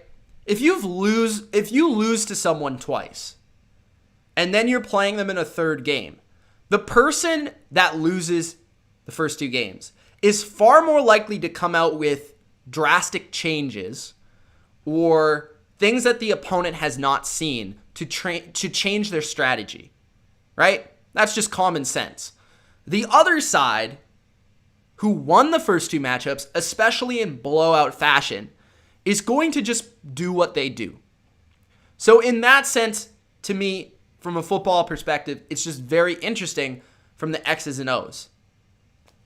Now, I think a key reason the Saints were able to win so easily in the second matchup and the first matchup, although the first matchup was really close, it was because of the turnover battle. That was 6-2 in the first matchups, right? Obvious. Brady threw 3 picks in the second game and had 2 in the first game and fumbled in the first game. The reason why the second game was so odd was because the Saints fumbled twice. Brady threw 3 picks. But in the first game, it was closer, but the Bucs lost the turnover differential 3-0. So that's interesting. But yeah, the Saints have won those first two matchups, a lot to do with the turnover battle, which we know biggest factor in winning, losing football games. Now, obviously the storyline between these two teams in this game is the quarterbacks. We all know that. Even though, they're not what they used to be. They're not the peak of Brady, the peak of Breeze. They're the storyline. They're the marquee. So how are they playing right now? Tom Brady has the best PFF passing grade by a sizable margin since returning from the bye in Week 13. He has 18 big-time throws and only 1 turnover-worthy play. Remember, keep in mind, 5 interceptions in those first 2 games. Over that time span, since we're Week 13 bye. That's the best ratio in the NFL. Over the same stretch, and this is more important, because I think a lot of people know Brady's playing well. But the more important thing is how Breeze is playing. Okay, so over that same stretch, Drew Brees has a lower PFF grade than Drew Lock. He ranks 20th in the league. So right now, PFF says Brady is the best quarterback in the league, and Drew Brees is 20th. So that would mean, on paper, coming into this game, the Saints team would have to drastically outplay the Bucs team, right? Quarterback versus quarterback here. Also, in that second matchup, something to consider that made it even weirder was that Tampa Bay set an NFL record for fewest rushing attempts in an NFL game in the history of the NFL with 5. Okay? 5. That's pretty disgusting. All right, now let's move to the Saints offense versus the Bucs defense. So I think the biggest question to ask here, or before I should do that, I should actually look at the tail of the tape. So let's take a look at the tail of the tape before we get to that matchup. So these are, I think, the 2 most balanced teams in the NFL left standing. Tampa Bay has the number 2 DVOA offense. This includes the wild card round. They have the number 6 DVOA defense. New Orleans, number 7 on offense and number 2 on defense. Only behind the Rams, and Tampa's only behind the Packers, which is the other NFC matchup. Point differential, pretty close, within 8 points, and turnover differential, pretty close, within 1. Now, we see that Tampa has the better offense, New Orleans has the better defense. That's pretty much the way it is. All right. So, Saints offense versus Bucs defense. My biggest question is, how are the Bucs going to actually approach defense? Because I will tell you right now, I will tell you who wins right now. If the Buccaneers play defense the way they played in the second game, they will lose. You can absolutely, positively take that to the bank. If the Bucs play defense the way they played defense in the first game, they will 100% win this game. So that is what this game comes down to. The approach of Todd Bowles and how well the Bucs defense plays is the ultimate X factor in this game, period, end of story. Okay? Now let's take a look at why this is so important. Drew Brees' completion percentage drops from 74.6 when playing both outside cornerbacks who are playing in off coverage, which is what Tampa Bay did in the second game. Played a lot of off coverage, soft zone coverage. Okay? 74.6 completion percentage versus off coverage. 57.6% completion percentage when both outside corners are pressed. Okay? So basically, in the same coverage, it could be 2-man, cover 2, cover 3. If the corners are off, Drew Brees is a significantly better quarterback than when the corners are pressed. So when a defense is aggressive with their receivers, because the Saints are a underneath passing attack that is all about timing and rhythm and quick game.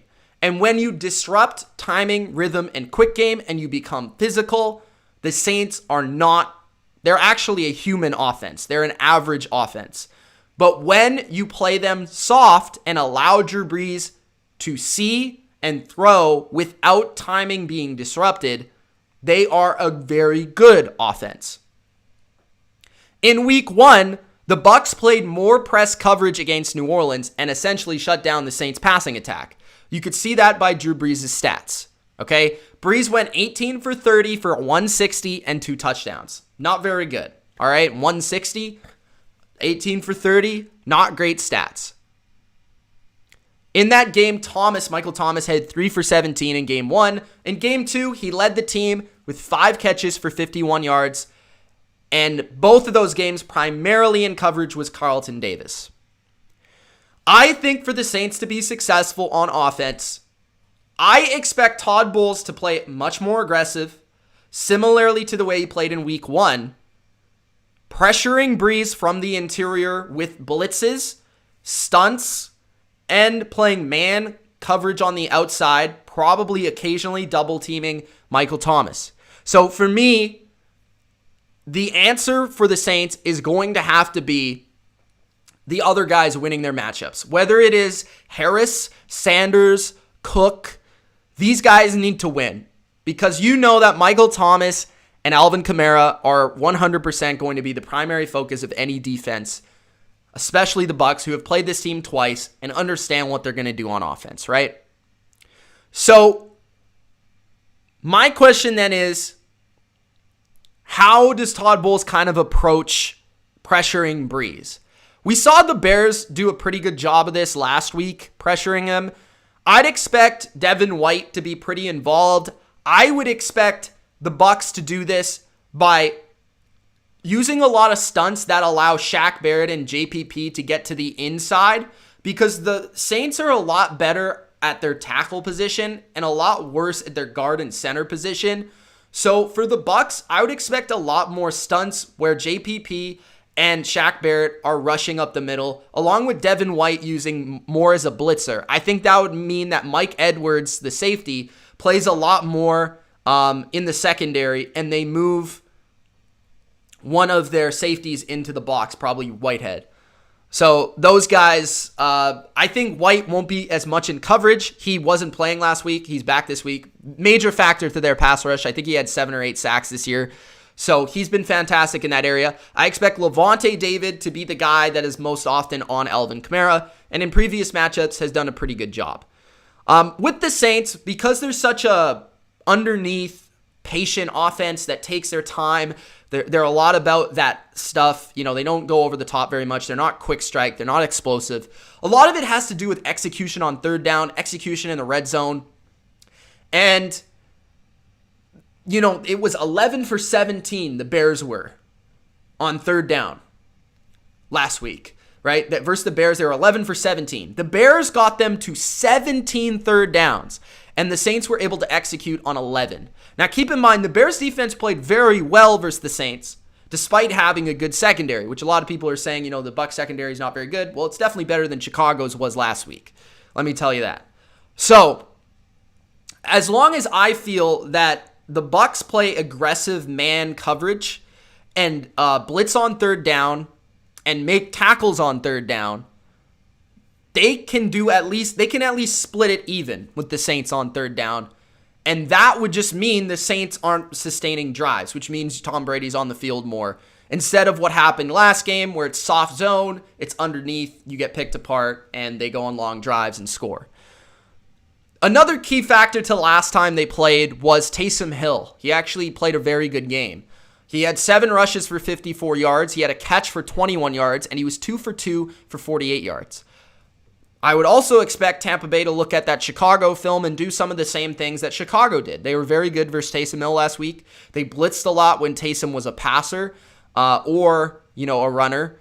And I think if you stop Taysom the first couple times, Sean Payton will be hesitant to put him back on the field. That's kind of the way I look at it. The running game won't be much of a factor, in my opinion, as the Bucs have pretty much shut down the running game for all teams, including the Saints. Last time, 19 for 79 yards and a touchdown was Kamara and Murray. That's, 3 yards an attempt, 3.9, something like that. So that's not super efficient. The interesting thing I found statistically from the second game was, in fact, that Barrett actually was really good in the game, as well as Ndamukong Suh. Shaq Barrett. So this makes me believe that if the Bucs change their secondary, they actually can get pressure up front because they have gotten pressure, but Breeze was just able to get rid of the ball quickly. So when you look at the stats, Barrett in game 2 had 7 hurries, including a sack, and Suh had 5 hurries, which that's a fair amount, especially considering Breeze is getting the ball out very quick in that game.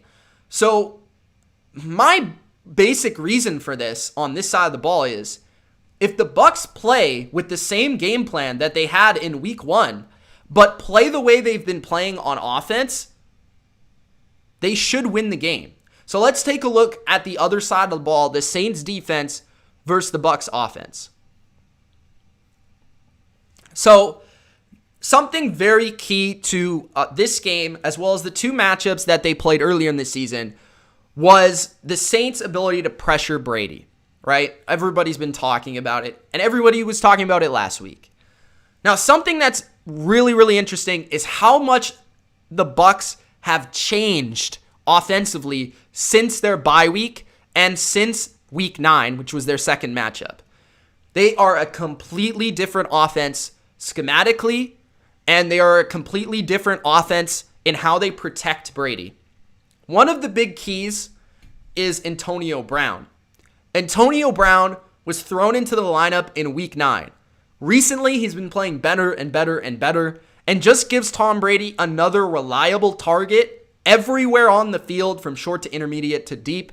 That is a one-on-one mismatch for basically every team in the league because they have 3 number 1 receivers. So even if Lattimore takes Evans out of the game, say that happens, you still have to deal with Brown and Godwin in potential mismatches, meaning the Saints most likely won't be able to play a lot of man, and if they do, they'll probably get torched because they still got to deal with Cam Brate and Gronk and all those other guys quite a bit. But the biggest difference over Antonio Brown has been play action. Play action, play action, play action. The Bucs are the leading team in EPA per play, expected points added, if you don't know what EPA is. So that means it's positive for their offense. They score more points with play action than any other team in the league. So since their bye in week 12, they have been the best play action team in the NFL. Brady is also getting rid of the ball faster since then. He's actually getting rid of the ball faster than Drew Brees is, despite throwing the ball down the field much more often. So over the first 13 weeks of the season, Tom Brady's play action rate ranked 37th out of 40 quarterbacks by Pro Football Focus. Now Tom Brady's play action usage is 33% as of last week, 27% overall after the bye. So it's only gotten higher versus Washington. And it was at 18% before the bye, right? Last week versus Washington, a very good front seven and the second best pass defense in the league, which is better than New Orleans, in fact, statistically. He went 8 for 13 for 182 yards and 2 touchdowns, averaging almost 7 yards better on play action passes than non-play action attempts. So the Bucs are deadly in 12 personnel with 2 tight ends, 2 receivers, and play action. They are absolutely deadly, and they are nearly unstoppable right now in that area of the game because they are protecting Tom. They're often keeping Gronk or another person in to block, and that's allowing Brady a clean pocket to step up and throw.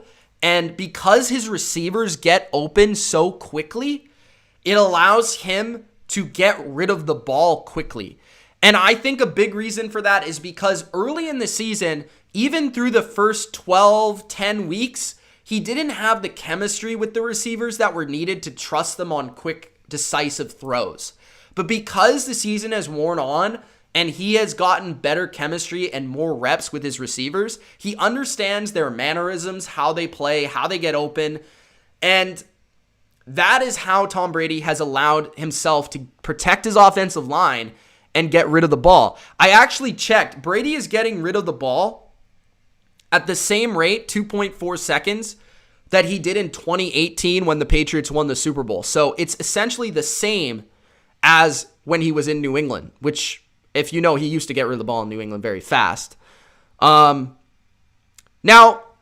I think also another thing here is the middle of the field has opened up because of play action pass for Tampa. If you watch the first 2 Saints games and you watch the Bucs offense in general up until the bye week, they were very sideline oriented, very outside the numbers, low percentage passes oriented. And now it's kind of like spread all over the place. So they attack you at every level now, whether it's short, intermediate, deep, inside, outside the numbers, instead of just outside the numbers, deep down the field, which is what they were doing a lot of the time early in the season. Also, a massive reason they lost the second game, is Joe Haeg, who took over for Ali Marpet in that second game. Now, Ali Marpet is the best pass blocking guard in football this season. When he plays, he essentially unlocks the Bucs offense. When they have struggled this year, they struggled without Ali Marpet. Basically point blank, period. Now, Joe Haeg in that game wasn't just a backup, but he was absolutely dreadful. He had a 40.7 PFF grade, a 20 pass blocking grade. He allowed 3 quarterback hits on Tom Brady, 4 hurries, and 7 pressures. Okay? Now, he wasn't the only problem, but he was a huge problem. The second problem was Donovan Smith, who is their left tackle. He allowed 6 pressures, 5 hurries, and 1 hit, mostly to Trey Hendrickson. Now, what the Bucs have done most of the time when they've gone down the field to protect Donovan Smith is have Gronk next to him to protect. And I would expect that to be the case this week as well.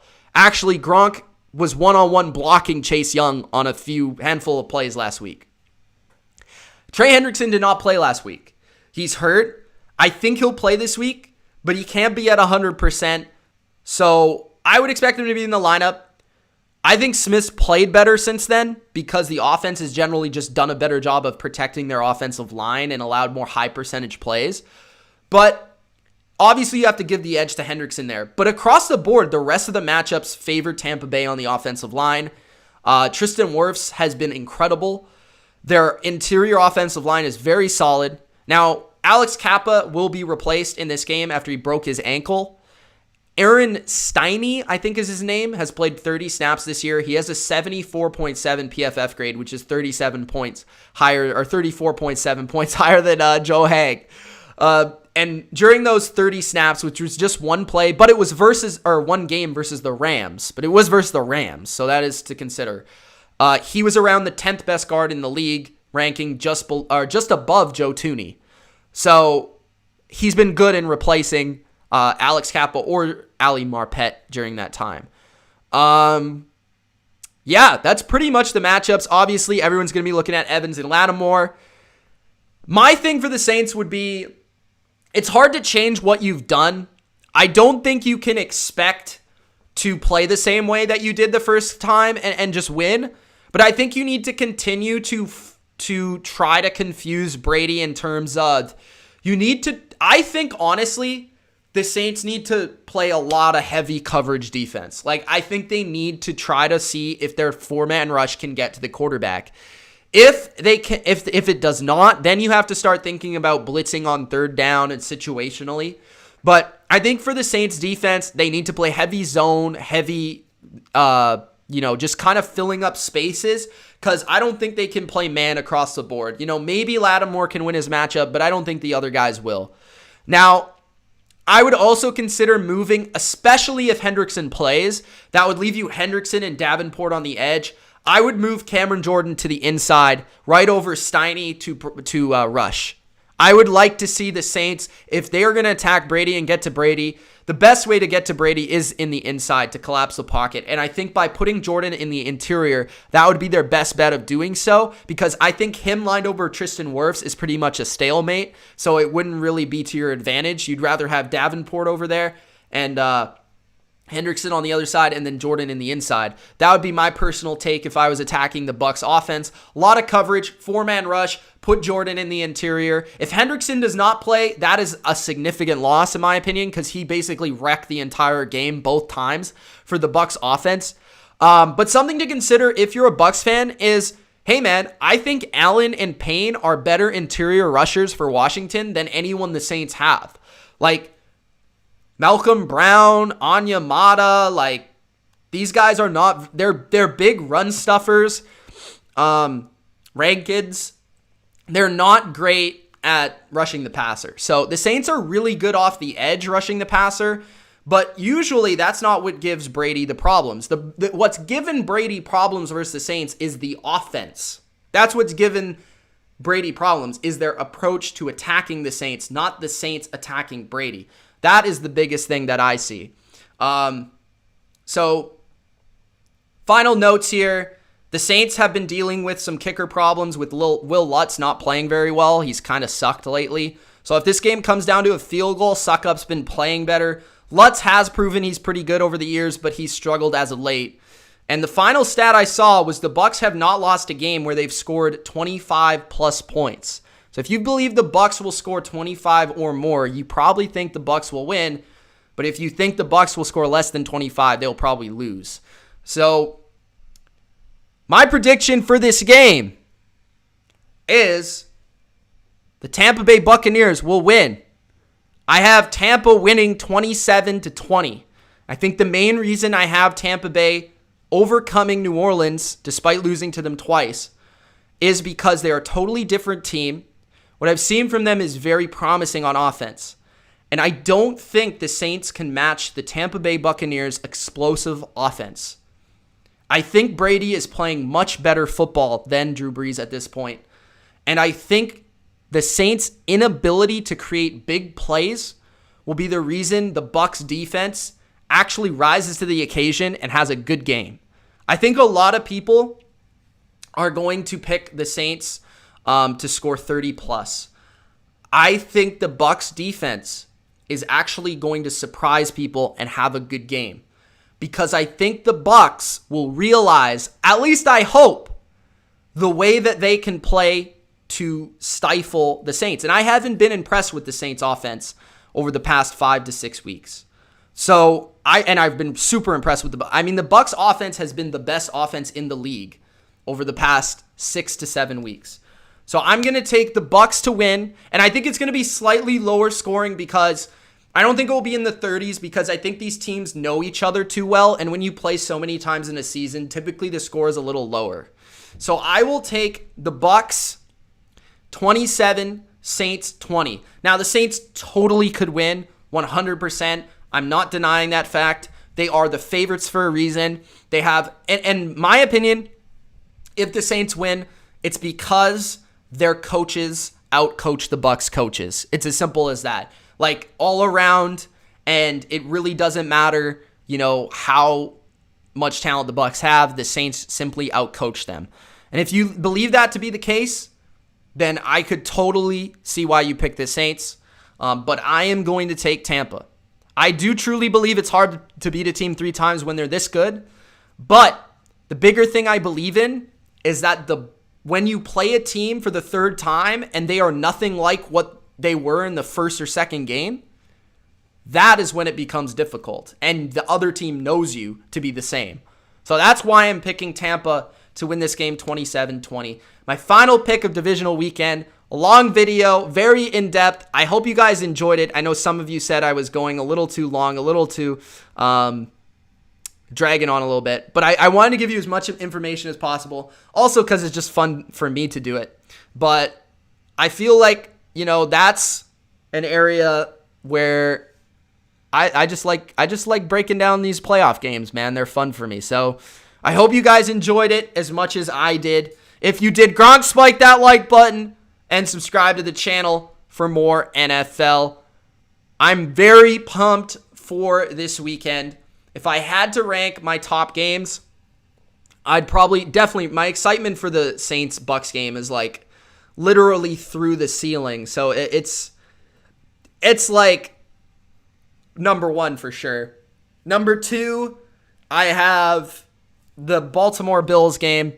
Number 3 is probably the Rams and Packers, and number 4, the Browns and the Chiefs. But I like all the games. I think all the games are going to be quite good, quite competitive. And I could see any of these teams this weekend. I know there's some big underdogs, Rams, Browns.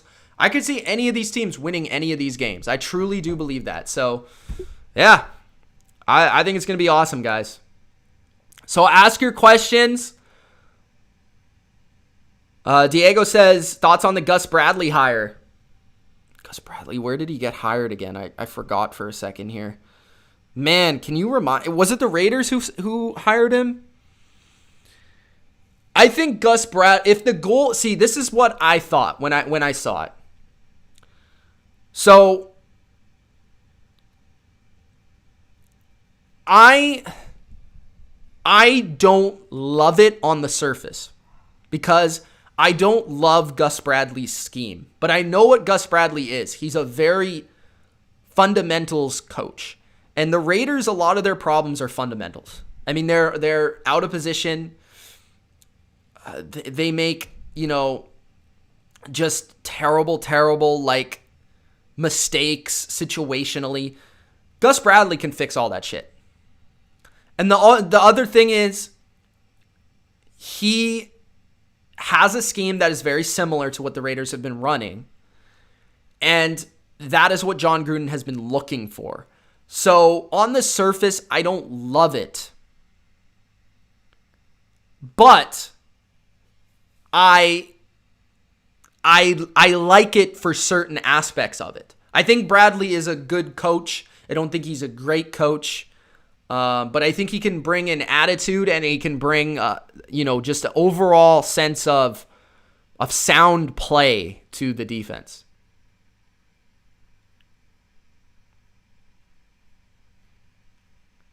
And Thomas has played in both of the Tampa games. Ultra says Tampa Bay has enough quality in the front 7 to get some pressure on Breeze. Michael Thomas hasn't been great in either game. If they can slow down Kamara, Bucks offensive line will protect. The Bucks have too many weapons for the Saints. That's his take. Random Dude says the Bucks have too many weapons. Idiot. What happened in the weapons last game? District says we have one of the best playoff weekends so far. Love the picks last week too. Thank you. Samuel says, are the Bucks running defense going to slow down Alvin? I'd be pretty surprised if Alvin Kamara ran all over the Tampa Bay Bucks.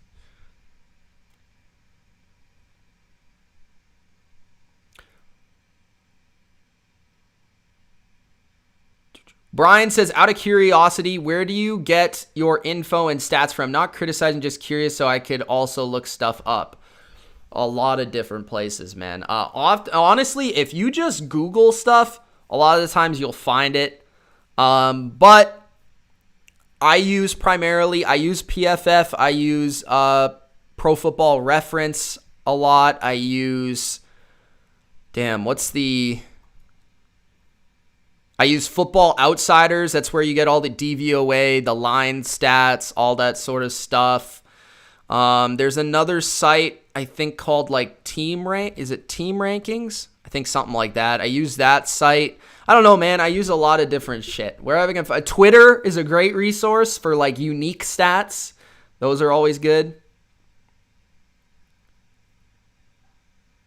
Derrick Henry or Nick Chubb? I like Nick Chubb more, but I can't say he's been better than Derrick Henry this year. I mean, the guy had 2,000 yards. Domino says he said the Saints favored, but everybody picking the Bucks. Well, the Saints are favored by Vegas. Diego says you see them signing Melvin Ingram. Possibly. Singh says, Mitch, do you remember when the Bucks fumbled, or the Packers fumbled near the goal line versus the Rams 2 years ago? I do not remember that. Capo says Tampa got the top rush defense. District says, great work with $4.99. Thank you, District. Appreciate that, bro. Lenny asks if I've watched his video yet. That answer is no. I will after this. Ultra says Brady outduels Breeze in a shootout. Buccaneers finally beat the Saints and send Breeze out a loser. This is what Ultra wants to have. Bucks win 27-24. Hudat says if Washington had a better receiver, they would have won the game. Banks says, what percentage do you give the Browns to win? And to be fair, the Saints receivers are like as good as Washington's. I mean, like, if you just, like, they're tight end, like, Cook and Logan Thomas are both good tight ends. Thomas and McLaurin are both good receivers. Outside of that, I mean, I guess Harris is kind of unique because he has the speed, but the Saints aren't really great because of their receivers. They're great because of other reasons. Their offensive line, defensive line, they're solid overall roster. They don't really have any weaknesses. I think their receivers are one of their biggest weaknesses, maybe.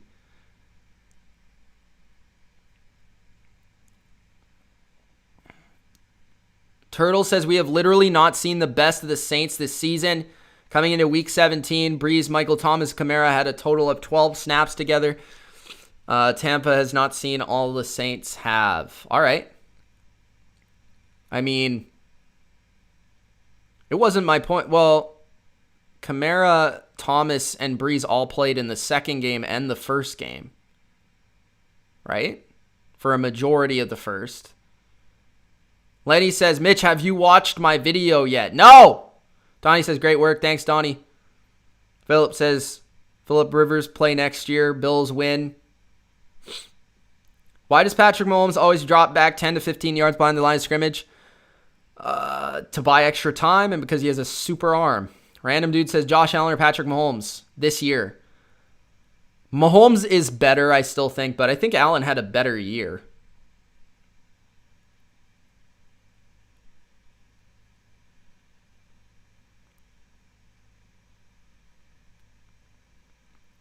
Travis says, how are you comparing the Saints receiver to Washington? Emmanuel Sanders, I don't know. I guess I'm disrespectful to Emmanuel Sanders, but I just don't think Emmanuel Sanders is very good anymore. I mean, did he play well at all this year? Like in any game? I don't know. Maybe he'll have a big game this week. I think Washington, some of their Sims and those guys are kind of underrated. They're not bad. They just play for the Washington football team. Caden says, Bills fans are going to be mad when they lose. Lenny says, as a Raiders fan, I'm hopeful that Gus Bradley will make our team contenders in the playoffs. I feel like if we have a top 20 to 25 defense, we can be very scary. Am I wrong to think Gus is up to it? I think a lot of it with Gus is talent. Like, if you give him good talent, he's going to be a really good coach. But if you don't have talent, that's when they start to suffer. So I think the Raiders need to focus on getting better talent on defense. Like, overall, they just don't have a lot of talent on that defense. Especially the defensive line and the corner position. Even though they've drafted some guys there, it just hasn't really been great. Do you watch any Saints? Yeah, I watch the Saints all the time. Ultra says, Turtle, who's going to be the star of the Saints this week? Who's winning them the game?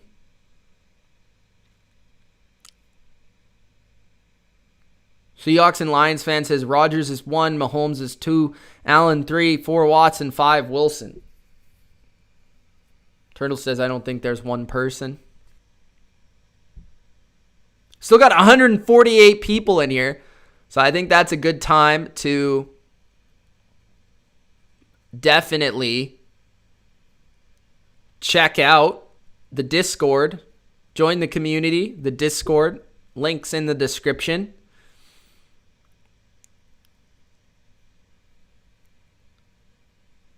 We got like near 300 people in there. Something like that, Turtle. We got a lot. Ultra's in there. Turtle's in there. Instagram at TheBottomLineView. You can follow us as well. I'll leave that up.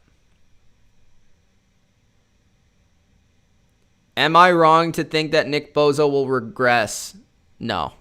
He's going to maybe a little for like a year, and then he'll be back to like one of the best defensive players in the league. Packers versus Rams is the worst matchup in my opinion, says Singh. Why? Because it's the most boring? Connor says Denzel Ward has allowed a 31% completion percentage over the last 3 years. It's pretty good. Whodad says, that's so disrespectful. How are you talking about the Saints? Disrespectful about what? I'm just giving you my opinion, man. Emmanuel Sanders? I love Emmanuel Sanders. I just think he's old. I don't think he's that good anymore.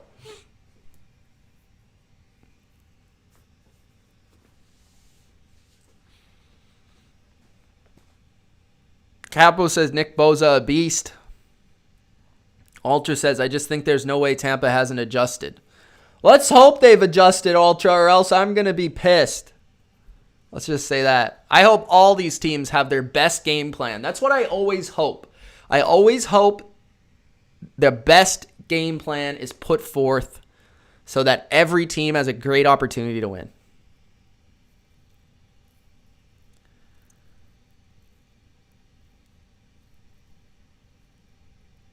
Random says, is Trey Hendrickson playing? He's questionable. I would expect him to play, but I just don't know how healthy he's going to be. But yeah, he's a huge, huge difference maker for them.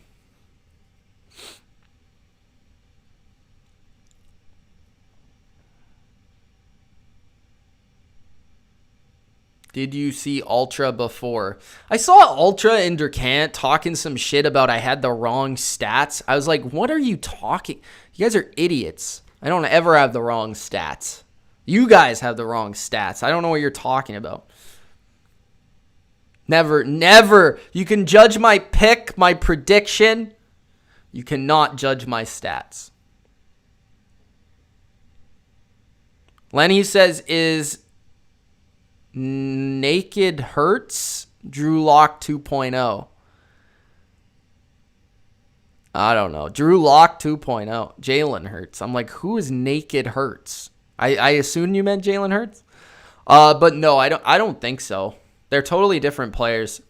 Turtle says, okay, now take the New Orleans team you know from the entire season and forget about it. It has never been 100%. Thomas, Breeze, Kamara have at some point missed significant time. That's true.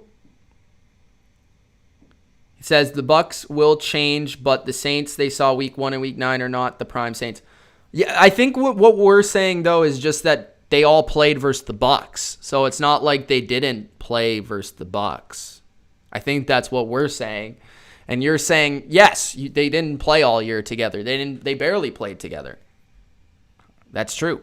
Ultra says, we've talked a lot on Patreon, Seahawks and Lions fan. Go subscribe to Patreon as well as join the Discord if you want to talk to us. That's a good idea. I like that. Random Dude says, could the Broncos get back to the playoffs? They need a quarterback. Kung says, Bucks are a good team, but I don't trust their coaching staff. Random Dude says, what's your early NFC East prediction for 2021? As long as Dak is the Cowboys quarterback, I'll take the team with the best quarterback. That's the Cowboys. Lenny says, I'm done thinking the Saints will do something in the playoffs. I'm done with it.